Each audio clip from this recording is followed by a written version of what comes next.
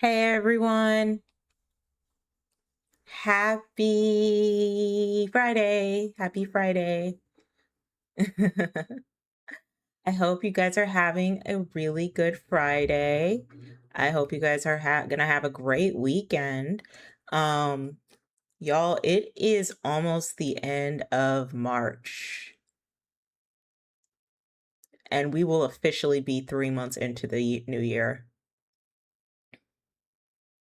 So I don't know who needs to hear this, but whatever goals you have set for the new year's that you have not done yet, it's still not too late. It's never too late, really.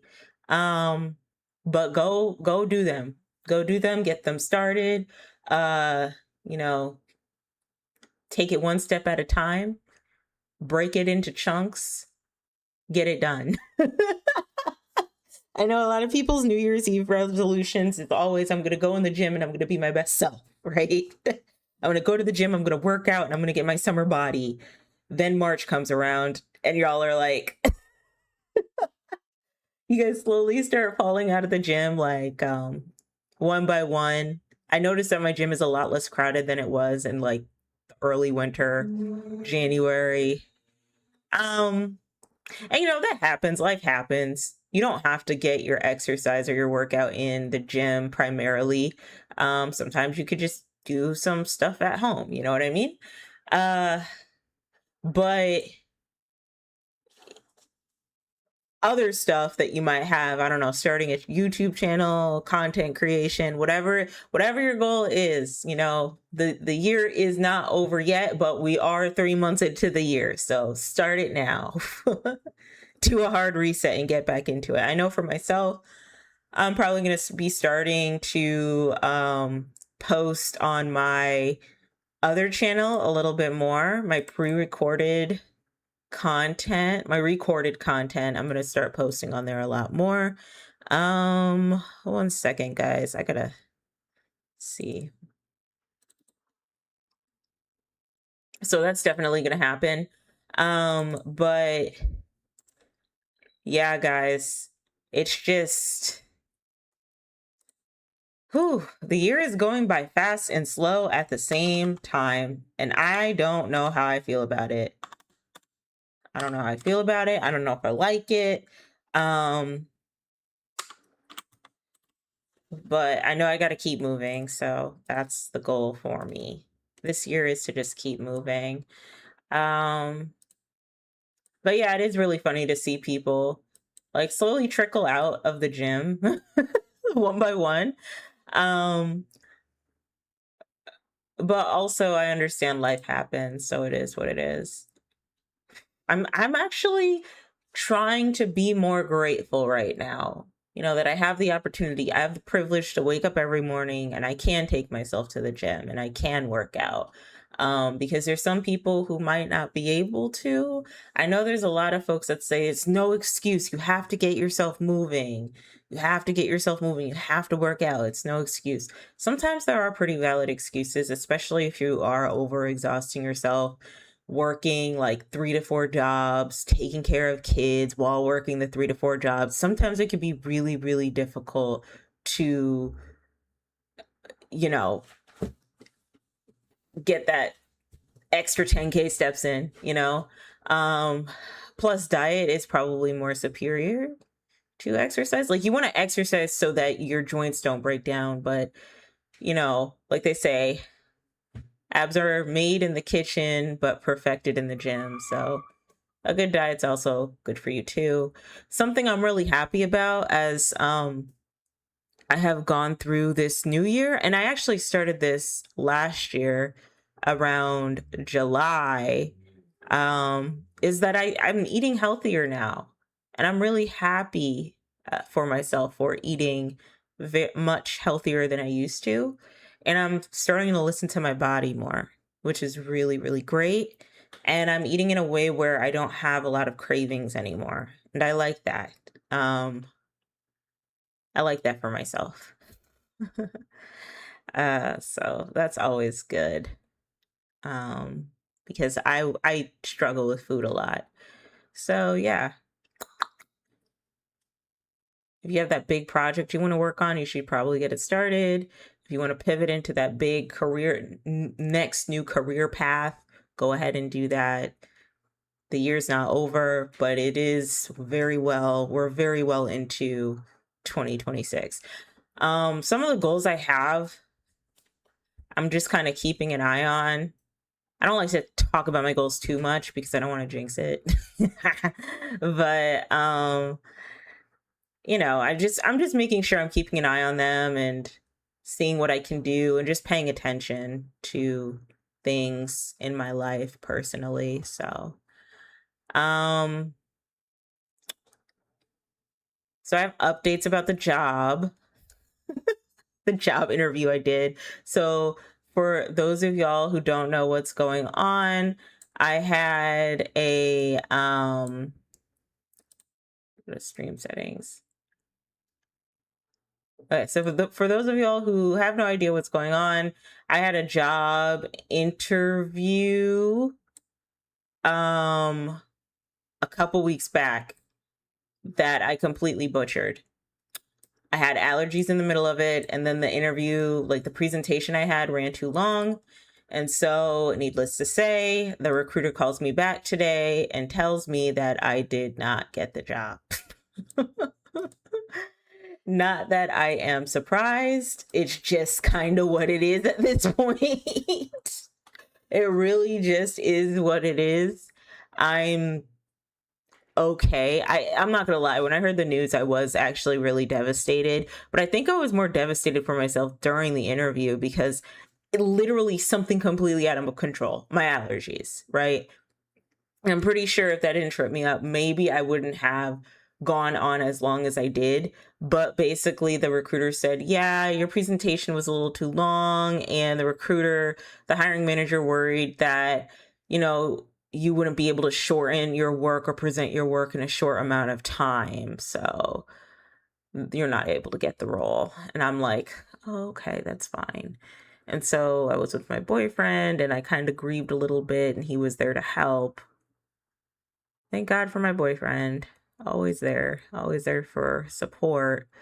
Shout out to him. Shout out to my man. I'm just kidding. But holy cow, like I was just sitting there thinking and I was like, listen, I don't think things are going to get any better in corporate. I think things are going to get progressively worse. And even if they do get better, I don't feel safe working in an industry where I'm just so easily disposable. Like, I don't feel comfortable with that. I think America puts us in this position for us to be comfortable with being disposable. It's put us in this position for decades, 20, 30, 50 years. And I'm just like not a fan of that. And then you also have to think about like a lot of middle management jobs in corporate America are more or less useless. Like, let's have a conversation. Like, they're pretty useless. Okay, sometimes I was working my 9 to 5 and I was thinking, does this really add value? Me doing these elaborate slideshows and being able to tell a punchy story to stakeholders who still don't understand what I'm saying, who want something done completely different, playing all of these weird ass, funky ass office politics, getting in these last minute deadlines only for them to be sidetracked again and again and again. Like, what is the point of this? This isn't adding any value at all. Like, I'm wasting all of my energy on these jobs that, sure, they look good on a resume, but now we're in a space where not even, like, even if you worked for Google at one point or any type of FANG, you wouldn't even be able to get a job. So, like, what value am I really adding here? I don't feel like I'm adding value in corporate, and I feel like I'm wasting all of my energy, like all of like this creative energy I have in a toxic corporate structure. I look at the higher ups at my job and I look at how exhausted they seem, like exhausted and fatigued they are, just tired. And I'm like, I don't want that when I'm like 50 and 60 and 40. I don't want to do that. That doesn't sound fun. And it's only, unfortunately, it's only going to get worse. Like, I don't mean to sound like bleak. It's only going to get worse. So do what you can to protect your peace.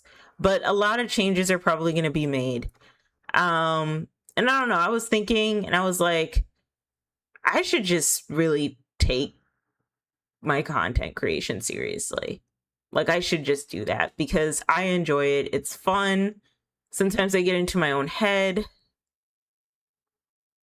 Sometimes it's a steep learning curve. I remember the last episode I did on my podcast on my other channel. I never finished. It's like lost media. It's like in what's it called? It's within progress forever. And I don't think I'll ever post it because the stuff I was talking about was so like 3-4 months ago. And so now I'm like, okay, well, maybe we shouldn't do super long form content like that, like hour and 20-minute long content. Maybe we should just do like 40-50-minute content from now on, if that's easier for me to edit. So I posted on my other channel a natural hair progress video that I like, that is performing well. And while I don't really just want to be a natural hair girly, like I don't want to be a natural hair girly because there's so much stuff that goes on in the natural hair space. I do enjoy just like showing people like my hair progress. That's fun. But I don't think I enjoy talking to stakeholders at a 9-to-5. I don't enjoy being micromanaged. I don't enjoy being told that my story sucks and that, my work is terrible. And I don't enjoy being called stupid all the time. And I know not every employer is like that, right? I know that's true. Not every employer is going to be like that. But I know there's going to be some sort of bullshit I'm going to have to deal with people, because that's just how the 9-to-5 structure works. You're always going to have to deal with somebody who just doesn't like you, or who wants to tear you down a peg, or who wants to try and humble you. Like, I don't know if I want to, I don't know if I want to do that. I don't know if I want to be a part of that.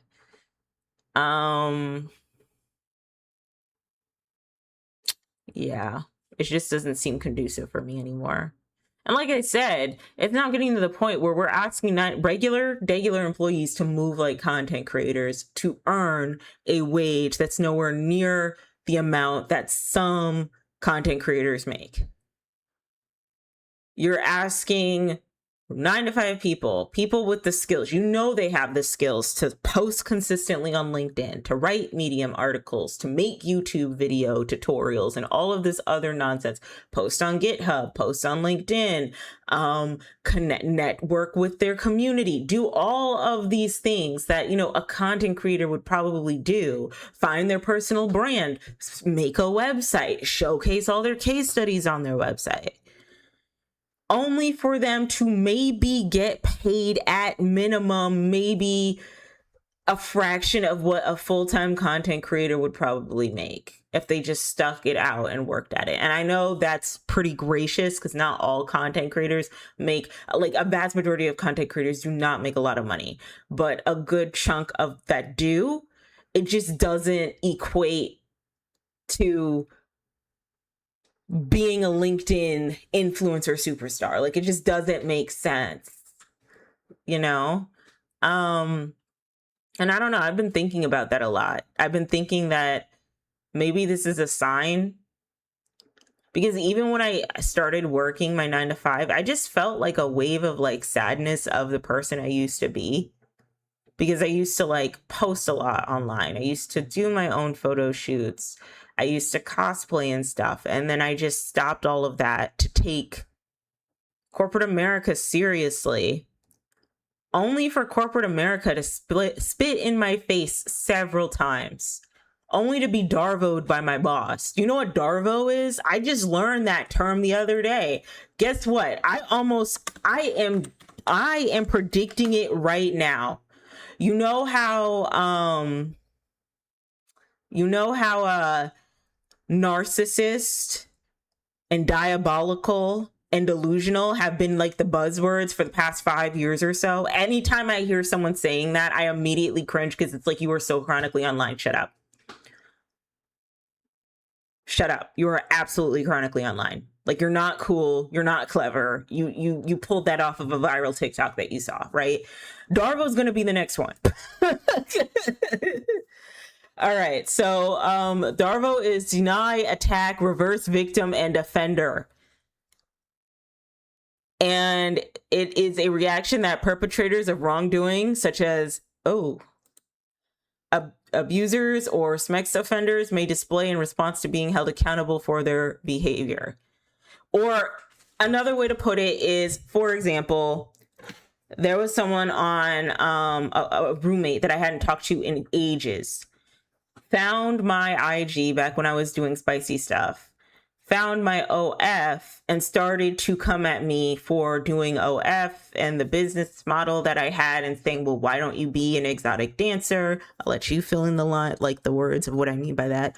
Why don't you become an exotic dancer? They make more money. I just don't understand why you would do something like this. Wah, wah, wah. And then I turn around to her and be like, hey, I think it is very rude of you to reach out to me after such a long time to come at me for the decisions that I'm making right now. I think that is very disrespectful. I don't think that's your business. And, you know, if you want to keep this conversation going, I would like for us to not talk about that anymore. Darvoed the hell out of me. Was like, well, what do you mean? I don't understand. I'm just trying to check in and be a good friend. If you don't want me to be a good friend, that's fine. I haven't talked to my friends in forever, and I just wanted to make sure that you were good. Since when were we friends? Like, I don't mean to be savage, but it's like, we haven't talked in years. Friends at least like chime in every once in a while and be like, hey, you good? We haven't talked in years, and this is the first thing you come at me with. Automatically in my head, I'm thinking, okay, so who are you talking about this with? Like, you talking about me with someone? Like, what's going on? What's good? Like, why are you coming for me? Because I really could talk about like all the wrongdoings that you did. I could do that. You know, but like, I don't. Sometimes I'm too nice, but all I'm saying is, what was the Bible verse? Before you critique the speck in someone else's eye, look at the whole forest in yours. But yeah, I was absolutely Darvoed. I was Darvoed and I hated it. I was also Darvoed at work one time because I gave my boss valid criticism. And I was Darvoed so bad, again, deny, attack, reverse, victim, offender, that my boss believed that the manager not doing their job properly was somehow my karma and not at the hands of her making a faulty hiring decision. That's how badly I was Darvoed. And I think that in and of itself is why I'm so apprehensive to want to get back into the job market, because I can't deal with people like that. I really can't. I can't stand up and protect people that I'm probably never going to meet in the rest of my life, who probably won't protect me if I were on fire, who would probably throw me under the bus if it meant keeping their job. I can't. So, yeah, deny, attack, reverse, victim, offender. Darvo is going to be that's going to be the word of the year. And there's going to be a lot of people using it. A lot of people using that word, even though they're doing the Darvos themselves, trying to prove that they're not the Darvo. Like, I can almost guarantee you Darvo is going to be a thing. But yeah, I forgot where I was going with that, but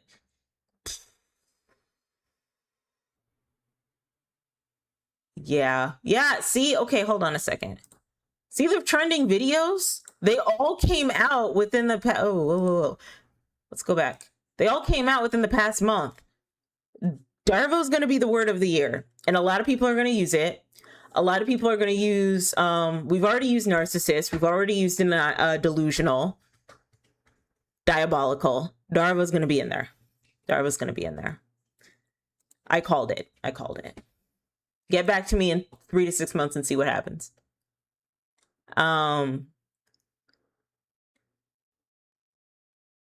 Yeah. And like I said, I don't like using this word, but I'm also sick and tired of dealing with narcissists too, especially with in this the space of work. Like when we're all just trying to get a job done, like I can't deal with narcissists anymore. But like we're all low-key narcissists. Like I feel like everyone uses that word now at this point. Like, aren't we all narcissists, girl? Like, I don't know. Like, I don't know. We all have narcissistic tendencies. So let's see, what other news do I have for you guys? I don't really have much news. I haven't talked about this yet, but Sonic the Hedgehog 5, 3, 4, Sonic the Hedgehog 4 updates, excuse me. We all know that Sonic the Hedgehog has been having a moment for a very long time. The Sonic Renaissance is here. It's loud and it's proud. I think all of the diehard Sonic fans of the 2000s and 2010s are now old enough to be in the writers' rooms, to be in the director rooms, the production rooms, the comic book rooms, whatever rooms they need to be in to make quality games, good shows, good movies, good comics, all of that. So Sonic the Hedgehog 4 has been announced. And Sonic the Hedgehog 3, there was a spoiler, but at the end, Amy Rose appeared with her little cloak and her new Pico Pico hammer technique, where she was ricocheting off of all the little metal Sonics.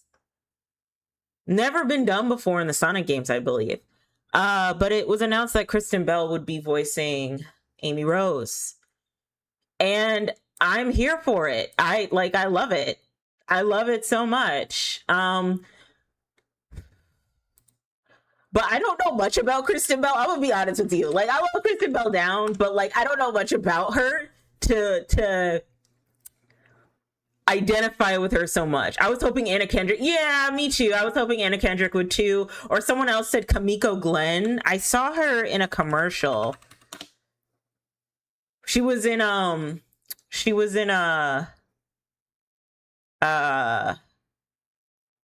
Orange is the New Black, Kamiko Glenn. She played the girlfriend at one point to Pusey, and she was like the activist that was thrown in jail. I was hoping Kamiko Glenn or Anna Kendrick, but also Kristen Bell, she gets asses in seats. So you gotta think marketing wise, you know, like she's not a bad voice actor. She's a phenomenal voice actor. She played Anna in Frozen. She was the voice. She was whoever the voice was in Gossip Girl in the CW during the CW like teen tween days. That was her. Hey, Gossip Girl, that was her. That was Kristen Bell. Veronica Myers. She was also really cute in The Good Place too. She just seems very like happy-go-lucky. And I don't know, if you had to think about like the type of character that Amy Rose would be, it would be closer to a Kristen Bell. Honorable mentions for me were also Alison Brie. Whoa. Alison Brie? Yeah, I thought she would have been a good Amy, but I don't know. I don't know. Alison Brie, Anna Kendrick, Kamiko Glenn, or Kristen Bell. But Kristen Bell was good. Some people were saying Miley Cyrus. At some point, people said Ariana Grande. I was like, bro, if Ariana Grande was Amy, I would have lost my shit. I love Ariana Grande. But Kristen Bell's a good choice. I think it's going to be fine. I think we're all going to be good. From a marketing standpoint, like, you probably want Kristen Bell as Amy Rose because she already is well known for her voice acting. I want to tell a quick story time. This is important. For Rouge the Bat, I would cast Angelina Jolie or Scarlett Johansson. Yes. I'd also honorable mention, but Zoe Kravitz. I know she's not like big like Angelina Jolie or Scarlett Johansson, but Zoe Kravitz would make sense. And also the girl in Breaking Bad that was in the third Sonic movie, we all thought she was going to be Rouge at one point. And that would have worked. Like, everyone was like putting Rouge the Bat clips over her voice. I forgot her name. Sonic the Hedgehog 3. What is her name? Cast. Kristen Ritter. We all thought Kristen Ritter was gonna be Rouge, and she's not. And that's fine. That's fine. But yeah, Angelina Jolie, Scarlett Johansson, definitely. But I feel like the production team is gonna have a challenge with Rouge because they're gonna have to desexualize her a lot. Okay, we can't have a big breasted anthropomorphic bat flying around. They're gonna have to fix that cat suit up a little bit, sweetheart. Like, not for a kid show. I'm just saying.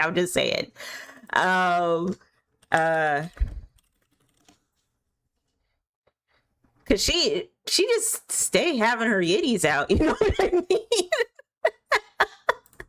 She just stays having her titties out, especially in Sonic Adventure 2. Like, come on, man. Like, is this necessary? No, it's okay. It's okay. It's okay. I don't want to be a prude, but really? I'm not trying to be a prude. Okay, quick story time and then we'll move on, okay? So there was this person I used to talk to when I was like a teenager, right? Whole ton of exes lore I do not want to get into yet. But just know that we talked a lot. And we reconnected in like my mid-20s or so when the first or the second Sonic movie came out. And then it was released that Shadow would be shown in the third movie in the end credits when Shadow the Hedgehog popped out.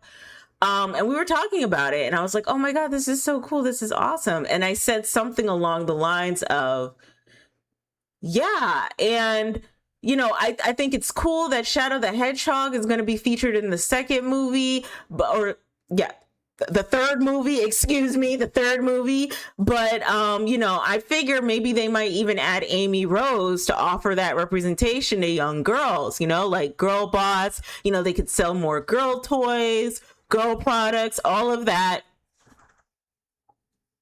Dude, I shit you not. This is what he said. Like, got very defensive and was like, why are you trying to make everything so political? It's not that serious. It's just Sonic. Why are you trying to make things so political? If they put Amy in there, they put Amy in there. You don't have to be so political about everything. I'm like, whoa, dude. Whoa. I tell this story to my boyfriend all the time and he's like, yeah, I don't know where that came from. I was like, after that, I was like, I backtracked a little bit and I was like, whoa, like, I'm not even trying to be woke or political or anything. I'm just saying, like, from a marketing standpoint, and James, tell me if I'm wrong, from a marketing standpoint, it would make sense to have like a girl character in a franchise that has mostly boy characters as the star, right? So that more girls can like buy the toys too or some shit like that. Like, that's where I was going with it, like marketing, not like, you know, we gotta have Amy be a girl boss. Like, you know what I mean? Like, that wasn't what I was trying to say. And he totally took it that way. Like, basically, like, pre-incel, before, like, and pre-manosphere rhetoric, before, like, it got really popular. You know what I mean? And he's like, yeah, I just don't understand why everyone's so political. It's just not that serious. You don't have to be that woke about stuff like that. And I was like, bet. Blocked. We're not talking ever again. Because why are you being so aggy about anthropomorphic hedgehogs? Why, sir, why are you making it such a big deal? Why are you making it so political that I just mentioned that they should add a girl hedgehog in there? Hello? And ever since then, I've been like apprehensive to kind of talk about that because like I was so worried about like, you know, is it bad to say that type of thing? Like, does that make people mad? No, it makes people on a certain side of the internet mad. Okay, it makes the people who keep watching like the quarterings and the clownfish TVs, you know, the grifters who want to tell you admin goals, that want to sit up there and tell you that everything is woke because someone with a vagina or a person of color, a single person of color, is a part of a cast. Like, that's the time that they're on. You know what I mean? Amy is one of my favorite Sonic characters. That's crazy. Because back in the day, a lot, like when I was like obsessed with Sonic, a lot of people were not into Amy. Everyone was into Shadow, you know? And that's also another thing. It is so crazy to see So much love for Sonic now. So much sidebar. They could give Rouge this outfit. This is her Sonic Prime outfit. This is age appropriate. Well, I mean, she's 18, but like you can put this in a kid's show. That's all I'm saying. That's all I'm saying. Something I always like to see for the live action is the type of shoes they give the characters. Like, I'm pretty sure every single like anthropomorphic character's shoes are based off of shoes in real life. For example, like Knuckles' shoes are definitely Tim's. Sonic shoes are definitely like Nike something, like Nike Sport. You know, I'm curious to see what Amy Rose's shoes are going to look like in the live action. If they're going to look like Converses, if they're going to look like Doc Martens. Like, this is the conversation I'd be having with my boyfriend. Like, what is her drip going to look like? And so like I asked the same question about Rouge. If she's in the movie, what is her drip gonna look like? Like, what are her shoes gonna be based off of? You know what I mean? But yeah, like I said, after that, I never talked to him again because he was a effing weirdo. And like he would like subscribe to my OF and like I don't know, he's just weird. Just weird. But yeah, that side of the internet will definitely radicalize you into thinking that anything that is remotely different than what you are used to, that isn't like straight white, like is woke for some reason. It was crazy. They just announced that Star Fox will be in the Mario Galaxy movie voiced by Glenn Powell.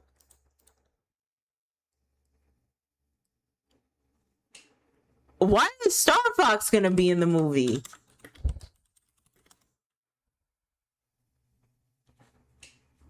Well, are they trying to do like a Smash Brothers universe type of situation? Is Star Fox in the okay? I don't play a lot of Mario. Is Star Fox in the same universe as Mario?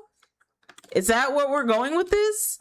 Are we gonna go in different dimensions? Is the end of the movie gonna be Super Smash Brothers? Oh my god, I actually might watch that.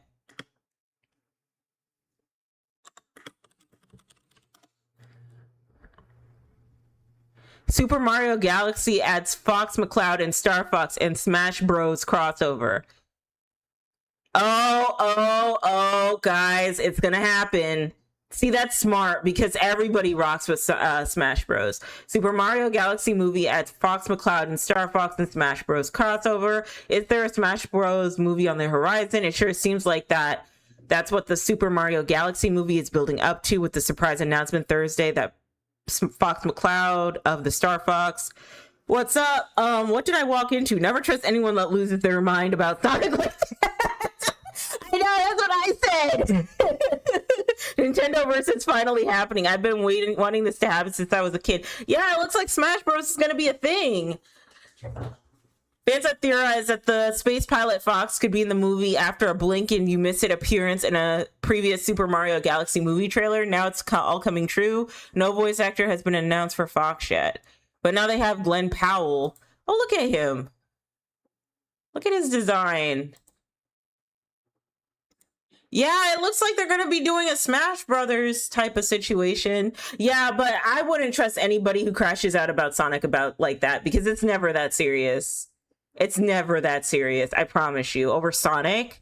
But already talking to him, it already felt like he had an issue when I would say little buzzwords. Like, I remember talking about the Bratz dolls and saying how they were all racially ambiguous, and that prompted more girls to want to buy the dolls because they could see themselves in him, and he kind of like freaked out a little bit. So yeah, I kind of wish that they just made individual series about the games rather than just put them into Mario. What do you mean by that? I don't play a lot of Mario, so I kind of wish that they just made individual series about the games. Oh, you mean like individual movies? Like Star Fox had his own movie, Donkey Kong has his own movie, Yoshi has his own movie. Okay. Yeah, I agree. I think it would be better to flesh out that universe a little bit more. I would have loved a Donkey Kong movie. I like Donkey Kong. My partner also really likes Donkey Kong too, but I like Donkey Kong. And I like the Donkey Kong universe. When I went to Epic Universe, I went into Donkey Kong Country Land. That was fun. That was fun. I think I still have the moving I saw the anthropomorphic gorilla. I wonder if I can pull him up. Cranky Kong, that's his name. I saw Cranky Kong. Sorry guys, I don't play video games. Well, I don't play I haven't played a lot of Mario, so please be patient with me. But let me pull up the Cranky Kong video I got. You can see him like all the way back there in Epic Universe, and he's like an actual animatronic moving. There's no mascot, none of that. He's just, okay, there we go. He's just like moving with the parrot. It's really cool. Y'all should go to Epic Universe. I really want to go back. Donkey Kong and Yoshi make sense since they're part of the Marioverse. Mario started from Donkey Kong, but Fox is his own guy from his own game. Yes, old Cranky, yeah, Cranky Kong. Okay, so yeah, so Star Fox needs his, yeah, the Star Fox probably does need his own game. Let me look at the Smash Brothers roster. God, should I be a brawler? Should I get in a brawl? I don't know if I can do it, guys. Oh no, this isn't real. This isn't real. I do want to see, yeah, that's another thing. Thank you, James. James mentioned how he wants to see Wario and Daisy. I would love to see Wario and Daisy, and oh my god. What's the other one?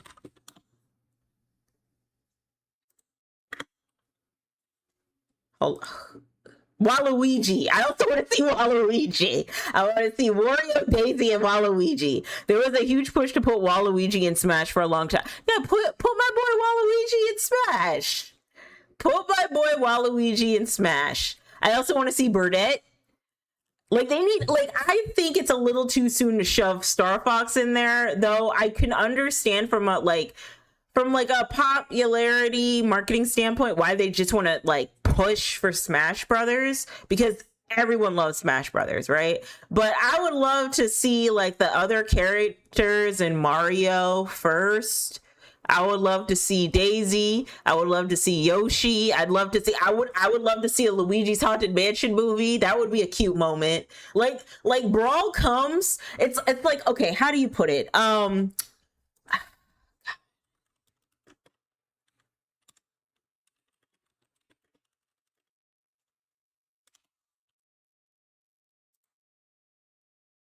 Okay, hold on. Let me cook.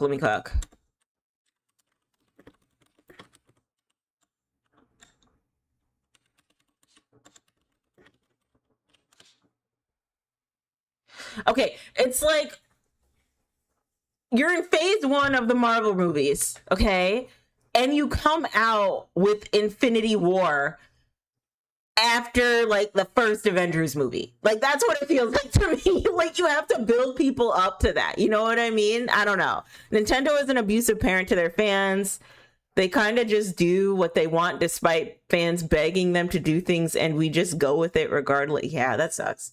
They should listen to their fans more. And you know what? Nintendo can get away with it because they're low-key the Disney of video games. So also the little Boo monster. I don't know his name. Sorry guys. Sorry Nintendo fans, but like, I'd like to see him. I'd like to see Toadette, Birdette. Still no Daisy. I still remember when Nintendo gave us a box and was like, "That's our system, bro. Take it or leave it." Oh, you didn't get it to you?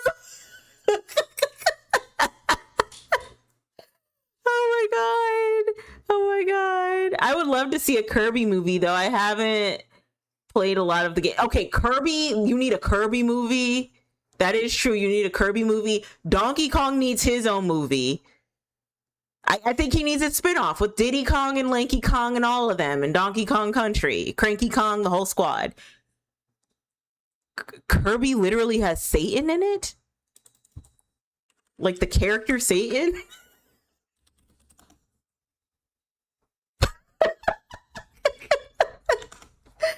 Kirby, no. I'm not kidding. Kirby at some point fights the devil in the game. Kirby is so cute and unassuming.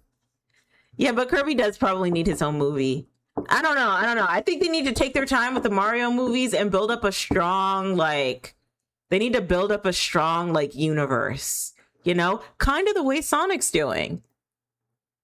That's what they're doing. They're trying to shove all those characters in movie after movie. Oh, they're gonna ring it out. I know James Marsden and Tika Sumpter and Natasha Rockwell are gonna be tired of that movie when that series is all done. Oh my god. Oh my god. Absolutely. Yeah. Kirby starts off adorable, but then at some point he literally eats demon. He's the demon. Oh. I mean, that's okay, man.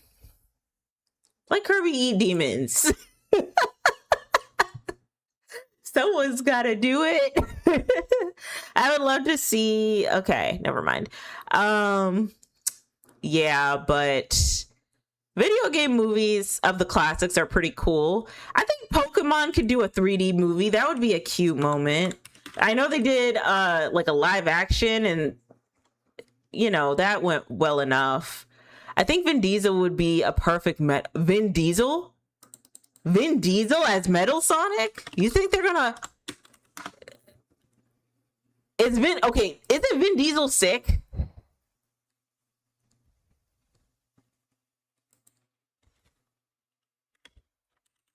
I get him mixed up with another person who isn't able to hear, and he was in the movie Die Hard.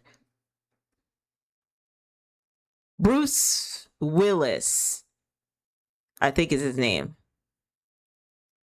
Maybe? Or is it Vin Diesel?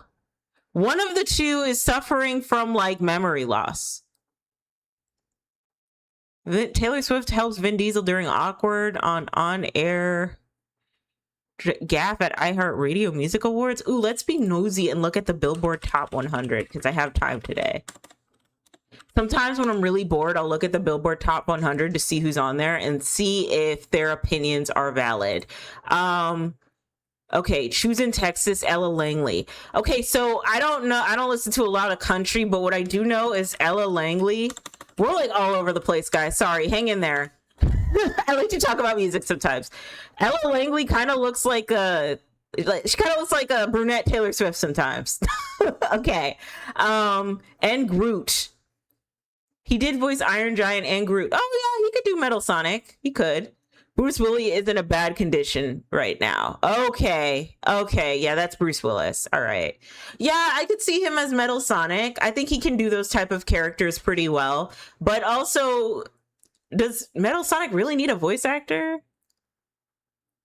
I don't know. Maybe he does. I'm thinking like budget. What's the budget for this? Maybe they have a lot of money. I'm thinking like, how many hedgehogs do they have to animate? They have to animate one echidna, Tails the Fox. There might be another cameo of another character. I'm just like putting the pieces together. You know what I mean?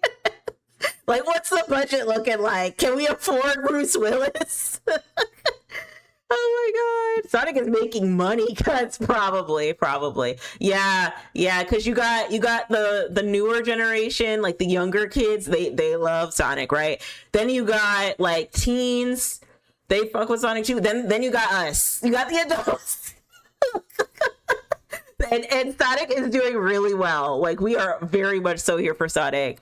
Nerd money does go far. Bro, I have a story time about how I was in a one of those Sonic pop-up shops. Oh my god. We're not gonna get to the Billboard Hot 100. It's okay, it's not that important. It's probably rigged anyway. Okay, so Sonic pop-up shop. Yeah, the Sonic the Hedgehog Speed Cafe. Okay. And it's like a traveling cafe that goes all around the world, all around the country, right? I I didn't know Demon Slayer had a movie. I had another movie? Yeah, Nerd Money does go pretty fast. It goes, excuse me. Nerd Money goes far. Excuse me. Okay. But the Sonic the Hedgehog Speed Cafe pop-up was in Atlanta. And so my friend picked me up, took me to go to the pop-up. And I'm thinking it's just like a walk-in, walk-out situation. Wrong. 3-hour long wait. There was a line all the way. Like, it was on a plaza. All the way to the end of the plaza. I was like, oh my God. And you know what? I also said, bitch, we're going to sit and we're going to wait and we're going to get our food and get our merchandise. Yeah, Nerd Money goes far. That was so crazy. That brought so much joy in my heart. Because you have to understand, bro. You have to understand. I came from a time where it was embarrassing. Are you not embarrassed? Yeah, it was embarrassing to defend Sonic because the game sucked. The fan base, it's like a creative flavor of Neurospicy. It was bad. It was liking Sonic in like late 2000s, early 2010s was like you were an ugly redheaded stepchild to everybody, to gamers, to the furries. To the bronies. It was bad. It was so bad. And just to see this 3-hour long line, I'm like, oh my God, we love Sonic. Oh my God. I'm finally a part of something that's popular. Oh my God. I wonder what video game franchise is like that right now. I wonder. We need to give grace to the furries. They get a bad rap. I love the furries. Because I'm like low-key am one. Like listen, dude, I was like, when I say I was a Sonic fan, I wasn't like a normie Sonic fan that was like interested in the games. Like, let's watch a 3-hour long retrospective on the evolution of Sonic the Hedgehog. No. I was like a DeviantArt Sonic fan. Okay. I was like Sonic OC do not steal type of fan. Okay. Like, think about Hazbin Hotel. I think that's the best way I can put it. So, you know how people treat Hazbin Hotel fans? That was Sonic fans at one point. That's how they treat Hazbin Hotel fans. All right. Listen, everyone wants to do something animalistic with some animalistic character in their life, but that's not all furries do. That is true. And media and television did not make it easy, okay? Rouge the Bat had her yayas out in Sonic Heroes, and that game was rated E for everyone, and the jiggle physics were diabolical. Lola Bunny in Space Jam, like, need I say more? Everyone wanted to smash Lola Bunny in Space Jam. Come on. Not the one with Zendaya and LeBron James. No. I'm talking about the one back in the 90s where she looked real good. She was drawn real well, okay? Like, listen, okay? I do not judge furries. I love furries down. I always like to tell this story, but I was at a convention once and I was standing next to somebody with like a dilapidating Princess Peach cosplay. Like the cosplay was falling apart while we were talking. And she was like, yeah, I just don't understand furries. Like, I just don't understand it. I just think they're so weird. And I'm like,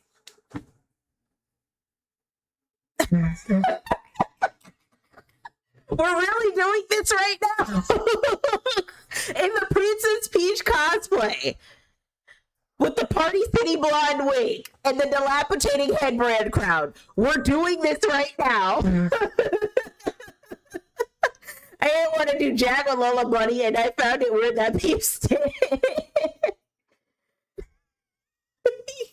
No. Really? Is that true? I judge people who want to do things to Cream, but I don't judge anybody that wants to do anything with Rouge the Bat. So you understand why people wanted to do things with Rouge the Bat, but you could not understand why people didn't want to do anything with Lola Bunny.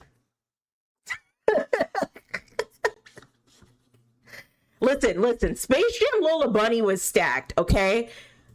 The Looney Tunes show Lola Bunny, voiced by Kristen Wiig, like she was funny. Like, I'm not gonna lie. And then Zendaya's Lola Bunny, like it was Zendaya being Lola Bunny. Like, it didn't really give much, you know? So I can understand why people would, like, it would be weird if you were attracted to Zendaya's Lola Bunny. But, like, 90s Lola Bunny and Space Jam? Oh, no. Definitely rewound all the scenes where Lola Bunny was in it. And I was like, whoa, as, like, a 5-year-old. That's weird. But, hey, it is what it is. I also do judge people who want to do weird things to Cream and Tails. And Tails. I do. Because what do you mean? They're like 5. They're like 5. Stop. Stop. Full stop. So yeah, I get that. But hey, not everybody got an OC the Hedgehog name out there. Something the Hedgehog out there. So I guess it's not weird. Cream and Tails are kids, bro. They should be off limits. The heck is wrong with people? You know, that is so interesting. I'm gonna write this down. I have to step away for a second. I cured some fish, so I gotta rinse it and put it in the freezer.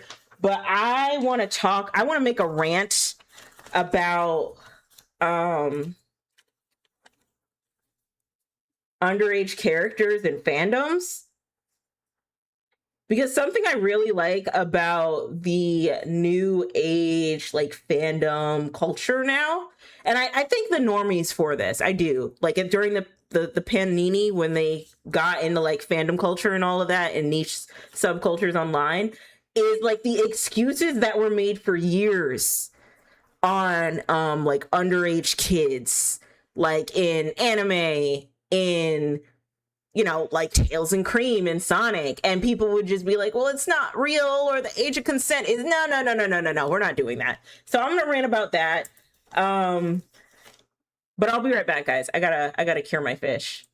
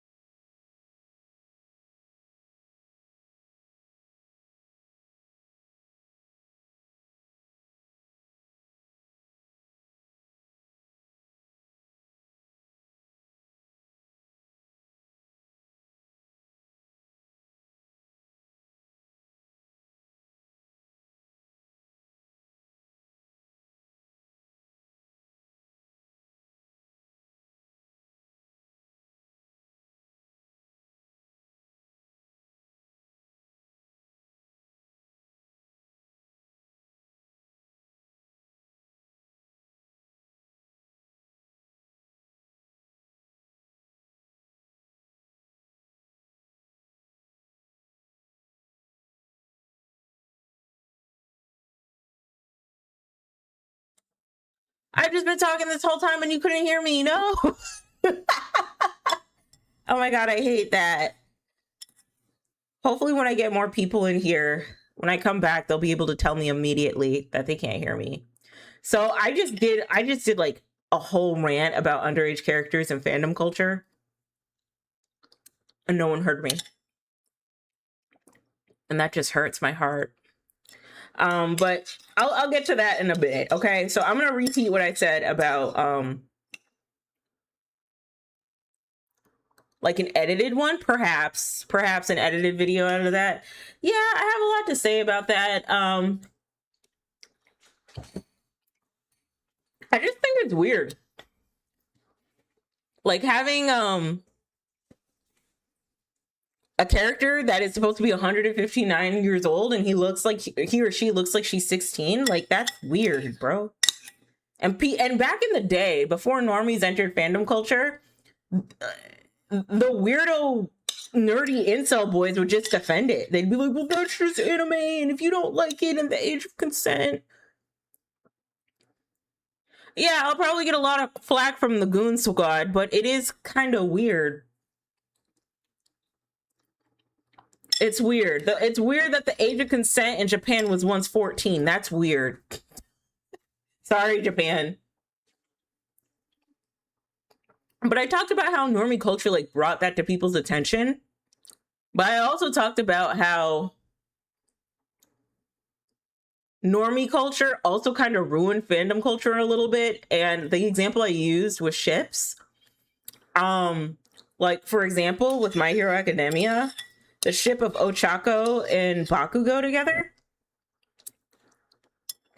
People would get really, really heated seeing Bakugo and Ochako together, to the point where they're like attacking artists who make ship art of them.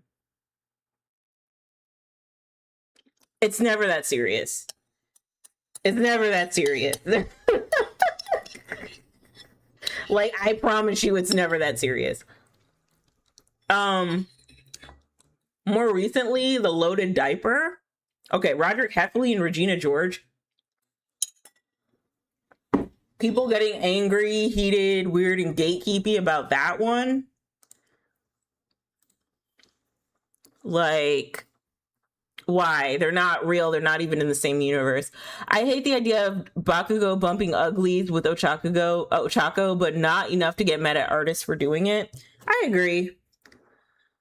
Loaded diaper. Okay, Roderick Heffley from Diary of the Wimpy Kid. On YouTube, on Twitter for a while, there was like a crack ship of Regina George and Roderick Heffley. So Regina George from Mean Girls, and then Roderick Heffley from Diary of a Wimpy Kid. People were shipping them together. And I guess it started some drama because people were like trying to figure out like the constructs of the ship and if it would actually work.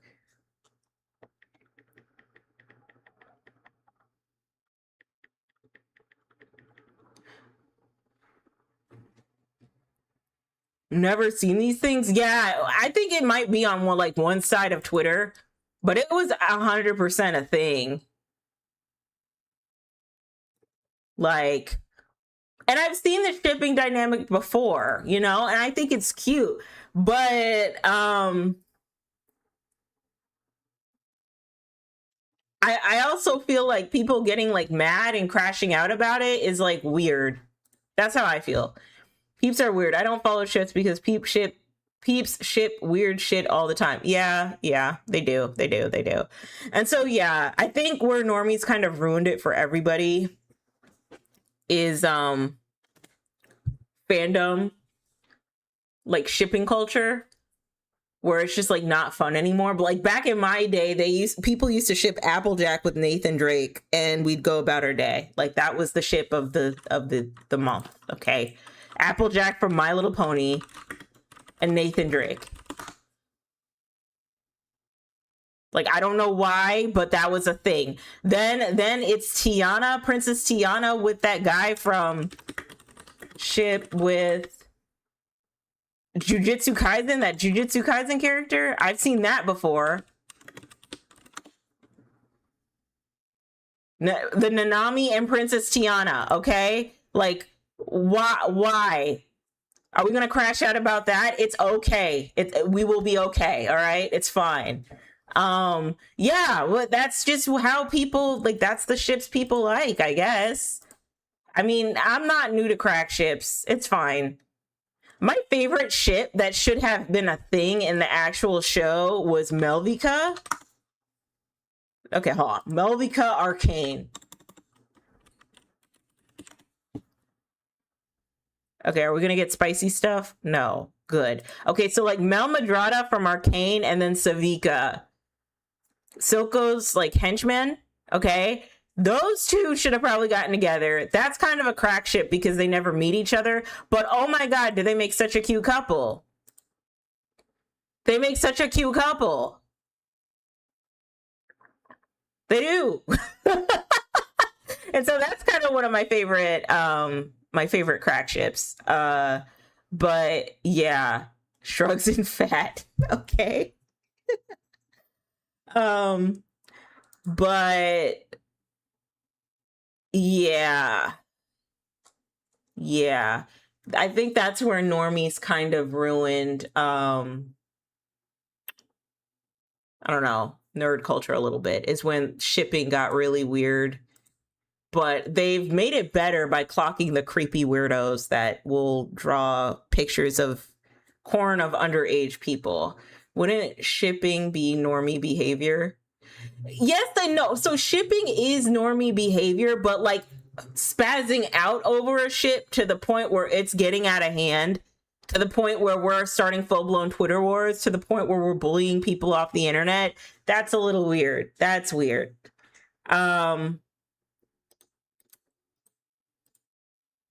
Or another thing I notice normies do is that they'll go to a con and they don't understand that like you're gonna see people who are really into their fandoms at these cons. So you might see cosplayers, you might see people doing dance from, I don't know, K-pop demon hunters. Like you're gonna see all of this stuff because they're really enthusiastic about their fandom, right? And so it would not behoove of you to go into the convention judging everyone. Because why are you here then if you're gonna judge everybody? Like this is the one space for people to like unabashedly be into their fandom. I'm pretty sure when I went to MomoCon, like out in the open hotel room, I saw a bunch of people doing like a K-pop flash dance, and that's just what they did, you know? Dog, one time I went to a convention and some weirdos came in because they had no clue what was going on. It's like when the conventions cross over. Maybe they had like, I don't know, like a tech convention, and then you see a bunch of cosplayers on the other side. That's funny.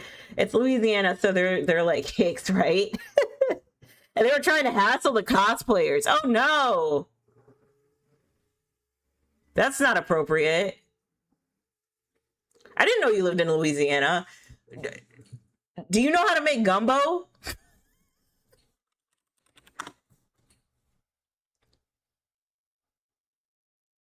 Do you know how to make seafood gumbo? Yes, I kind of know how to make gumbo. Oh my god. Hi, Cole. I haven't seen you in forever. Oh my god. How are you doing, girl? Oh my gosh. Okay, so quick pop culture rant, but Tina Knowles, Beyonce's mom, okay? She was at the Houston, Texas rodeo. She was at the Houston, Texas rodeo selling gumbo, seafood gumbo. And it made people really, really sick. And so they had to shut the booth down briefly to go over the health inspection. But everyone was so excited to see Mama Tina there. And everyone was really excited to try the gumbo because it's like, you know, Mama Tina, Beyonce's gumbo. You know what I mean? Yes, I know how to make jambalaya. I just don't do it because I prefer to eat it from the gods that are elderly Black women. All right, I feel you. I respect it. So anyway, Mama Tina's gumbo was making people sick, so they had to close down the booth. And so that was like a hot topic on TikTok for a while. And some people were saying, well, the reason why the gumbo probably went bad is because, you know, gumbo is a winter item. You probably don't want to have it in the summer. And then you can't have gumbo out all day. You kind of have to wrap it up. Otherwise, it's going to develop a film. Conspiracy theorists were like, well, Tina Knowles is a witch and Beyonce is a witch. And she put something in that gumbo to F you up. I'm like, girls, get out of my face. What did she put in the gumbo? I don't know. But like, gumbo was like the hot topic for the past couple of weeks between gumbo and what's it called? The Houston Rodeo and college students going to Houston Rodeo for spring break. Those were the two things folks were talking about with pertaining to Houston, Texas. It def don't need no darn 13 hours, but they called that lady a witch. Like, yeah. I don't know why people think Beyonce and Tina Knowles are witches. I don't know why. I blame 2008 conspiracy theory YouTube playing songs backwards. It's, you know, single ladies is actually saying sell your soul to me backwards. I'm like, okay, girl, like, let's easy. That's not what's happening. And it's like after that, any successful Black entertainer in the mainstream or breaks through the mainstream is suddenly demonic. Like they did the same thing with Doechii. I'm like, okay, girl, okay. Heaven forbid the food was probably not that good. I know.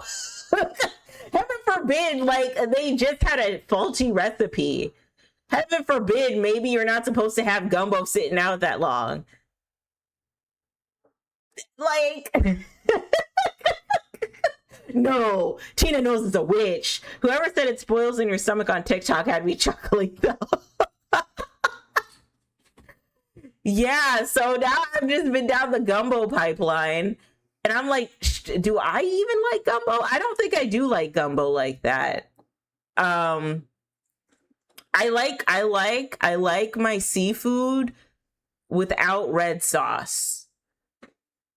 Like, yeah, without like a red creamy sauce. I like my seafood creamy, like Alfredo, or I'll like it fried. But I don't like it with red sauce. That's going to throw me off a little bit. But yeah, gumbo was a topic for a minute. It was a topic. I know some legit occult woman, they don't care about cursing people. They just want to be left alone. Just want to chill with their cats. Yeah, y'all don't want to know my takes about like organized religion and like where I'm at with it and the conspiracy theories about like witchcraft and all of that and Wicca, because I feel like organized religion probably does more harm than any like Wicca that's ever came out. Like you never, like, here's a good example. You never hear about witches colonizing countries. You never hear about that. You never hear about witches colonizing countries. But who do you hear the most that has came in, colonized the country, brainwashed their citizens, the citizens of said country, brainwashed the citizens of said land, fed them their religion, not the religion that they were brought up on and grew up on in their land, fed them their religion, made them believe in their religion, and then went and hoarded all of their resources. Like, what religious group does that the most? I just hate it when peeps be like, they're doing magic and using supernatural powers to F with you when it comes to pretty much anything else. Yeah, when it comes to pretty much anything else and anything having to do with people of color, it's always they're a witch, they're a witch, they're a witch. Like when someone, God forbid, someone's just super talented. No, they're a witch. You know when you've made it when you start getting the demonic allegations. Anyone that doesn't know that white supremacy is literally the bane of the planet is an idiot. Yes, a lady can read. Get the steak. Yes, exactly. Yeah, a lot of like occult Wicca people, shit, even a lot of Satanists, like they don't, I haven't heard of them raping and pillaging and going to war for I mean, look at the war we're in right now, and how some people will make defense of the war we're in now because Christianity. Like, I don't know. I don't like talking about it, but it's one of the reasons why right now I'm like agnostic atheist, but I don't know. It could change.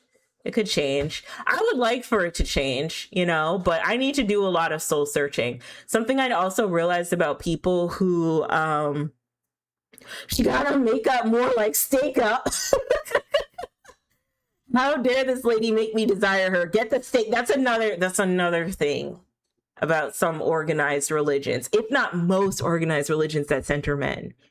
It's like, oh my God. Oh, I could do a whole rant. Oh, dude. So I guess the best way to put it is like, organized religion grooms young women to tolerate shitty behavior from awful men, awful straight men, but mostly awful men. Like it teaches women to groom that behavior and to accuse everybody around them, even themselves, but not the awful men. And then it teaches awful men to just be forgiven, and then they can move on. That's what organized religion does at its core. I don't like, and that's one of the reasons why I'm kind of atheist agnostic right now. Like that's a little bit why, because how am I going to learn about my full potential if I'm worshiping a sky daddy who is male and has a lot of focus within patriarchal structures, has been built off of patriarchal structures? Like, what do I mean? Why would I do that? You know what I mean? And it was heartbreaking when I don't even have a religion.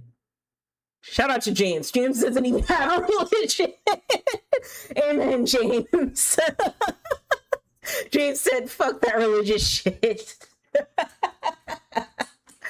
But I don't know.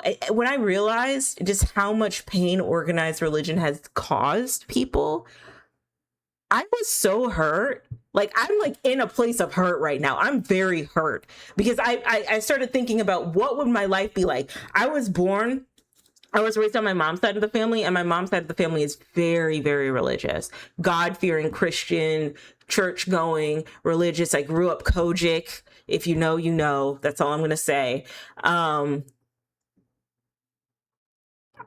kind of wish that peeps would literally make churches about a lot of things just to make religion obsolete. Only for them to be called blasphemous and demonic, maybe. You know, Beyonce had a religion at one point. There were people worshiping Beyonce. I don't think Beyonce condoned it, but there was like a church of Beyonce. It was very weird. Just like there was also a church of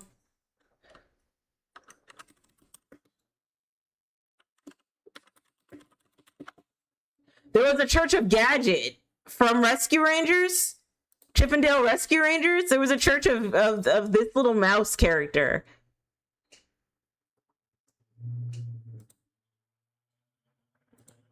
Chippendale Rescue Ranger, Chippendale in danger.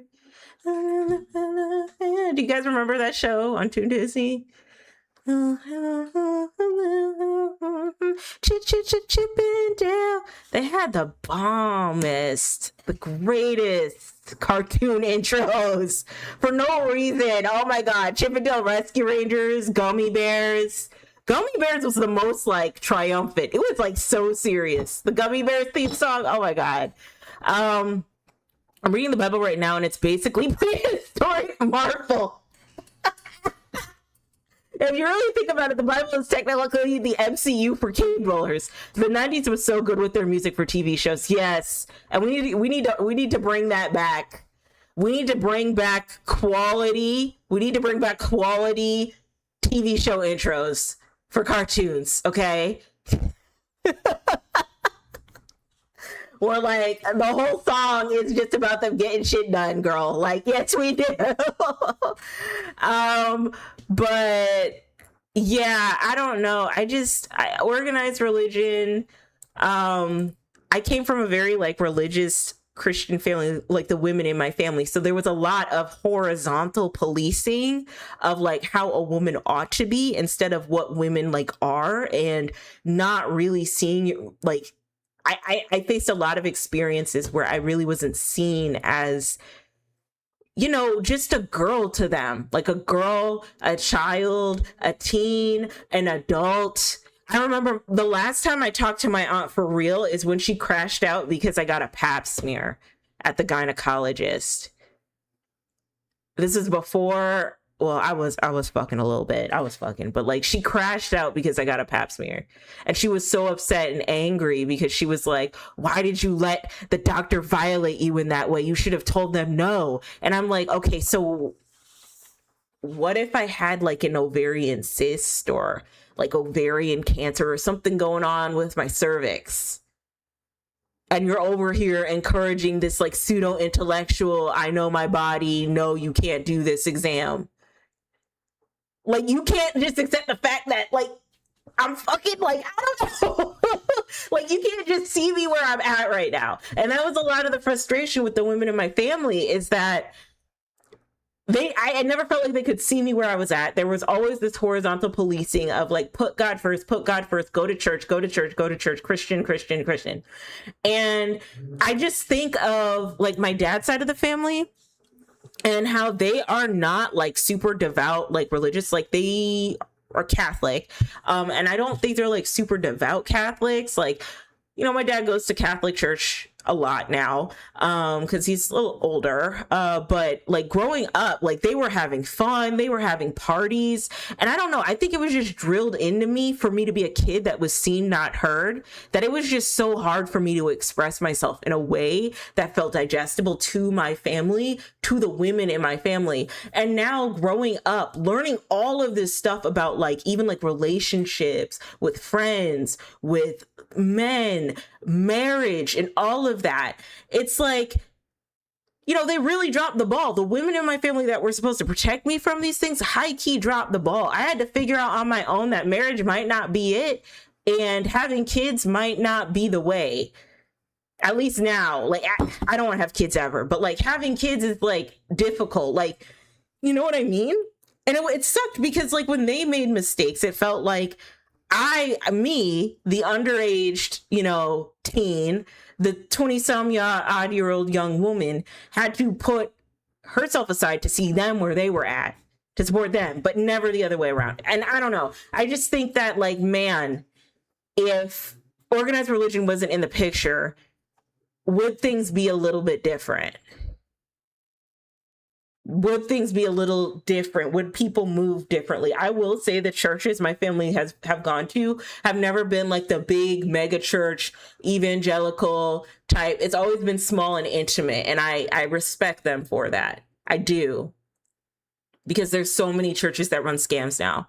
But I also am just very like resentful of them not teaching me like how life actually is, because they're still viewing it through a lens of, oh, this is gonna hurt to say, a book that was written like 4,000 years ago by a bunch of cavemen.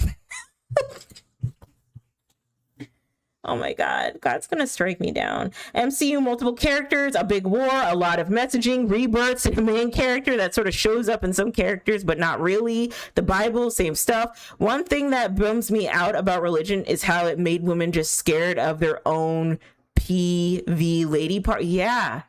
There's a lot of like horizontal policing, and a lot of woman stay in your place.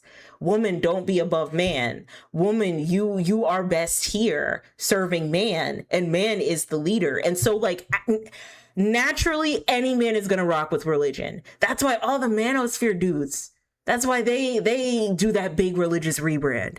That's why a lot of y'all's favorite influencers are doing religious rebrands. Another thing is, no tea, no shade to those of you who are Christian and are a part of organized religions.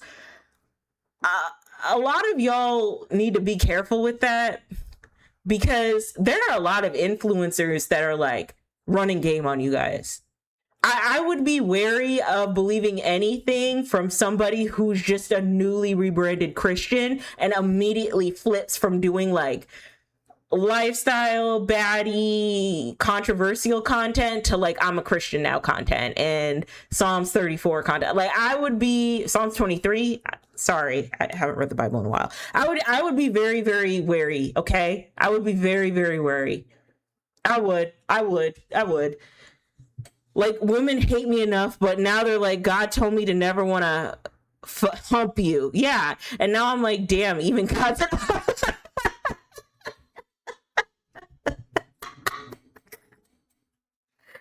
Oh my God. What are we doing right now?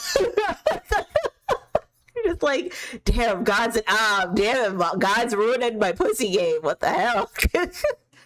You know what I mean? And even like this newly rebranded purity culture that has come with the culture shift, like we're more conservative now. There's a rebranded culture shift. A lot of people are going Christian now. A lot of people are becoming Christians, and a lot of them are doing it because that's where the culture is right now. That's where the culture is sitting right now. It's cool to be Christian, okay? But the antics are all the same as the people who did like spiritual miracle stuff. A good case study, I talked about this a couple weeks back, but Gabby Hanna, she's a content creator. Y'all know who Gabby Hanna is. I hope so, because I don't want to go into detail about this woman. I call my sex life the presidential election because I have a 50% chance of getting it once every 4 years. And I've had a lot of bad terms, and some of it is God's fault. No. So every girl you meet within 4 years is like, no, the Lord told me this isn't right. Is that what's going on? I'm sorry, homie. Not every girl, but some of them. That makes sense though, because you're like in Louisiana, you're in like some version of the Bible Belt, so they're gonna probably believe in God and be more religious, and so they're gonna probably use an excuse like that. They could just say, I don't like you like that. Dog, I'm ass ugly, but it's like messed up that they're like, in case of emergency use.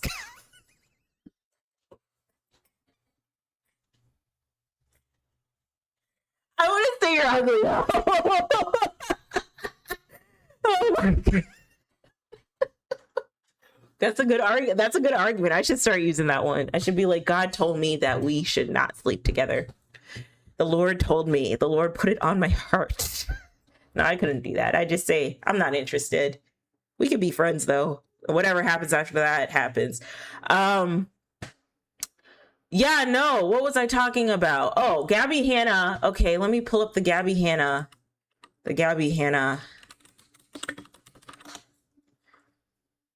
picture. Let me pull this lady up. Okay, so it's this lady. She was on Vine. She got her start on Vine. She did a lot of viral Vines, and then she went to start YouTube, and that's kind of when things started falling off, I guess. She got into a series of beef because she was with like the David Dobrik crowd. She was basically like the Vine to YouTuber pipeline type of person. So like think Logan Paul, Jake Paul, all of that, right? I don't know if David Dobrik was doing Vine, but also Drew Gooden is another example too. So she started on Vine, got popular on there. When Vine was no longer cool anymore, she went and started a YouTube channel. Things got the ball rolling there, but then behind the scenes, people started to kind of complain about her attitude. I think it all started with like a Brushgate.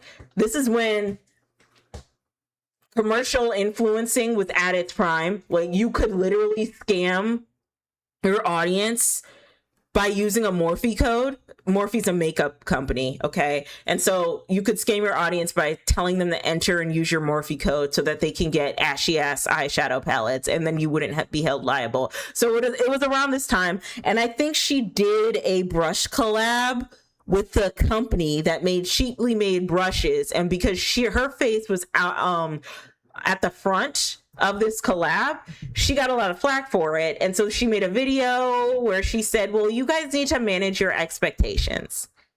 And that was the beginning of the end. All right. That was the beginning of the end. After that, I think with the David Dobrik crew, Jason Nash, who was a part of that, he was dating Trisha Paytas. And I guess Gabby Hanna felt moved and compelled to tell Jason Nash not to date Trisha Paytas because she might have had an STD, and she just wanted to, quote, and I quote, look out for her friend. Then she went, then when Trisha Paytas called her out, like, was a woman about it. I hate to admit, because I'm not all the way a fan of Trisha Paytas myself. But she called her out behind the scenes and was like, hey, that's really rude. I wish you wouldn't have done that. That's disrespectful. And so then Gabby Hanna takes it to her fan base and is like, hey guys, would you tell your friend if they were dating someone who might have an STD? Like, what would you do about that? And like, obviously your fans are going to be on your side. They're going to be on your side, bro. Like, they're going to be like, oh, yes, queen. Yeah, I would tell him hands down. Yes, slay, right? And so that's when things really got started. Then there was like this big, huge controversy with her and Jessie Smiles, where she kind of sided. Jessie Smiles had gotten assaulted by like another third party that her and Jessie Smiles knew. And then, Gabby Hanna like sided with the person who assaulted Jessie Smiles instead of siding with Jessie. And so that started, like, that's when things like really went downhill. So you got the brush scandal, you got makeup brushgate, you got Trisha Paytas gate, now you got Jessie Smiles gate. Okay, you got all three. All right. Between all of this, she's making really bad music. She beefs with Rice Gun for some reason and then makes it like a diss track of like an off-brand Hayley Williams Paramore type song, right? And then keeps coming out with covers, keeps saying stupid shit online. At one point, I felt like it was getting a little excessive during the pandemic. There would be people who would obsess over this girl. Like, they would make video after video after video talking about how awful Gabby Hanna was. That's when I thought things were getting a little weird, right? And then at some point, Gabby Hanna has a crash out on TikTok, posted several TikToks of her having this manic episode, I guess. Invites someone to her house. People are like, hey, Gabby, are you okay? Kicks said person out of her house, and then goes away for a bit. And then she comes back and rebrands as a Christian.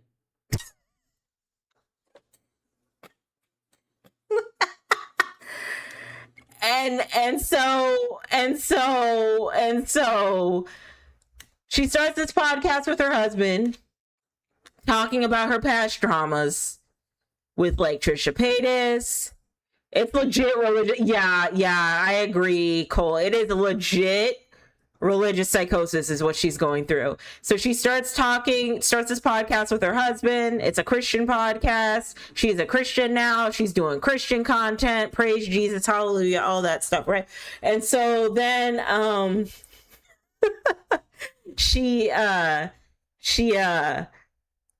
her podcast and starts immediately talking about Trisha Paytas and how she was felt wronged by that girl, wronged by that woman, right? That's immediately what she goes to. Like, it was a traumatizing moment for me. I was so hurt. I was so wounded. And so it really does feel like, you know, through all the phases in Gabby Hanna's life, she still hasn't faced her demons and her accountability at all. Like, she hasn't held herself accountable to her behaviors, the things that she's done wrong. She hasn't learned how to let things go. And so to bring it back to like Christianity and some of the problems that I have with it, or just organized religion in general, especially the ones sleazy enough to like not hold people accountable, is that the big issue is that you still haven't faced the main problems in your life. You still haven't faced your demons. And so you jump from religion to religion, faith practice to faith practice, lifestyle coach. You just keep jumping in different phases and you still haven't learned how to face your demons and what the main issue with yourself is. You haven't learned how to face those problems yet. And so maybe Gabby Hanna wasn't that religious when she first got started and she was a piece of shit. Okay, and now maybe Gabby Hanna's spiritual towards the middle of her career and she's still a piece of shit. Now she's rebranded to Christianity and we still see by her bringing up years old beef. I'm pretty sure the stuff that happened between her and Trisha Paytas is like 10 years old and she still hasn't changed. She still ain't shit. Like she's still doing the same crap. You know what I mean? And like that's the problem. Oh God, Trisha Paytas, I would look it up. I don't have time. She's just like a big internet troll and she had like a really huge rebrand. She's like OG internet troll, uncancelable internet troll. And she's recently had like a huge rebrand where like people love her again. Like Gen Z is willing to give her the benefit of the doubt. And I'm over here like, I give it 10 to 15 years and she'll be canceled again. Because she used to say some really problematic stuff, some really racist stuff. She made fun of trans people at one point. She also tried to do the Christian rebrand. She's made triggering content about like Jewish people. Like she's just one of those folks. And then like now she has a family. She has some kids. And now she's like, you know what? I think I just want to sit down. She even got to host SNL. I'm like, that right there is a prime example of what happens in this internet space with some white folks. This is exactly what happens. They can say the most effed up mess ever and they still get forgiven. And like, let me be real here. Trisha Paytas is pretty, okay? And I think she's gorgeous and I love her personality. I love her like Barbie type personality. There's a Trisha Paytas Eras tour. She had an Eras. See, she does stuff like this. And like, this shit is funny. This shit is camp because you have to be a certain level of Delulu to like do an Eras tour, right? Like she's a singer and she just really believes in herself, but also she just does some really bigoted stuff. And I'm like, girl, I'm not a fan of this. I'm not a fan. Wait, that's Khloe Kardashian? Wait, that's not Khloe. No, it's not Khloe Kardashian. It's Trisha Paytas.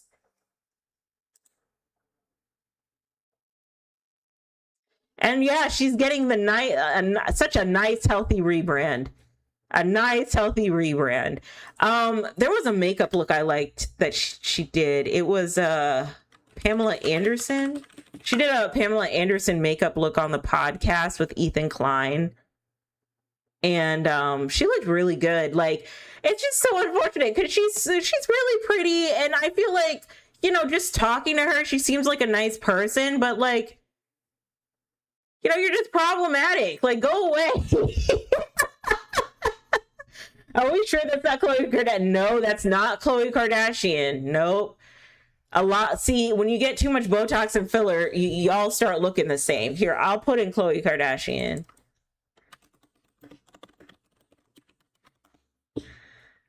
That's Khloe Kardashian. See how they all look the same now? See, and I'm very pro Botox and filler, but you got to be careful with that stuff. I guess you got to go to a nurse practitioner that will make you look like you and not make you look like the other person. But yeah, that's Trisha Paytas. So her and Gabby Hanna have beef, but like everybody's moved on, bro. Yeah, like why does Khloe Kardashian look like handsome Squidward? These MS cloning, yeah, that's what happens. We have a same face syndrome problem. Oh wait, no, that's art.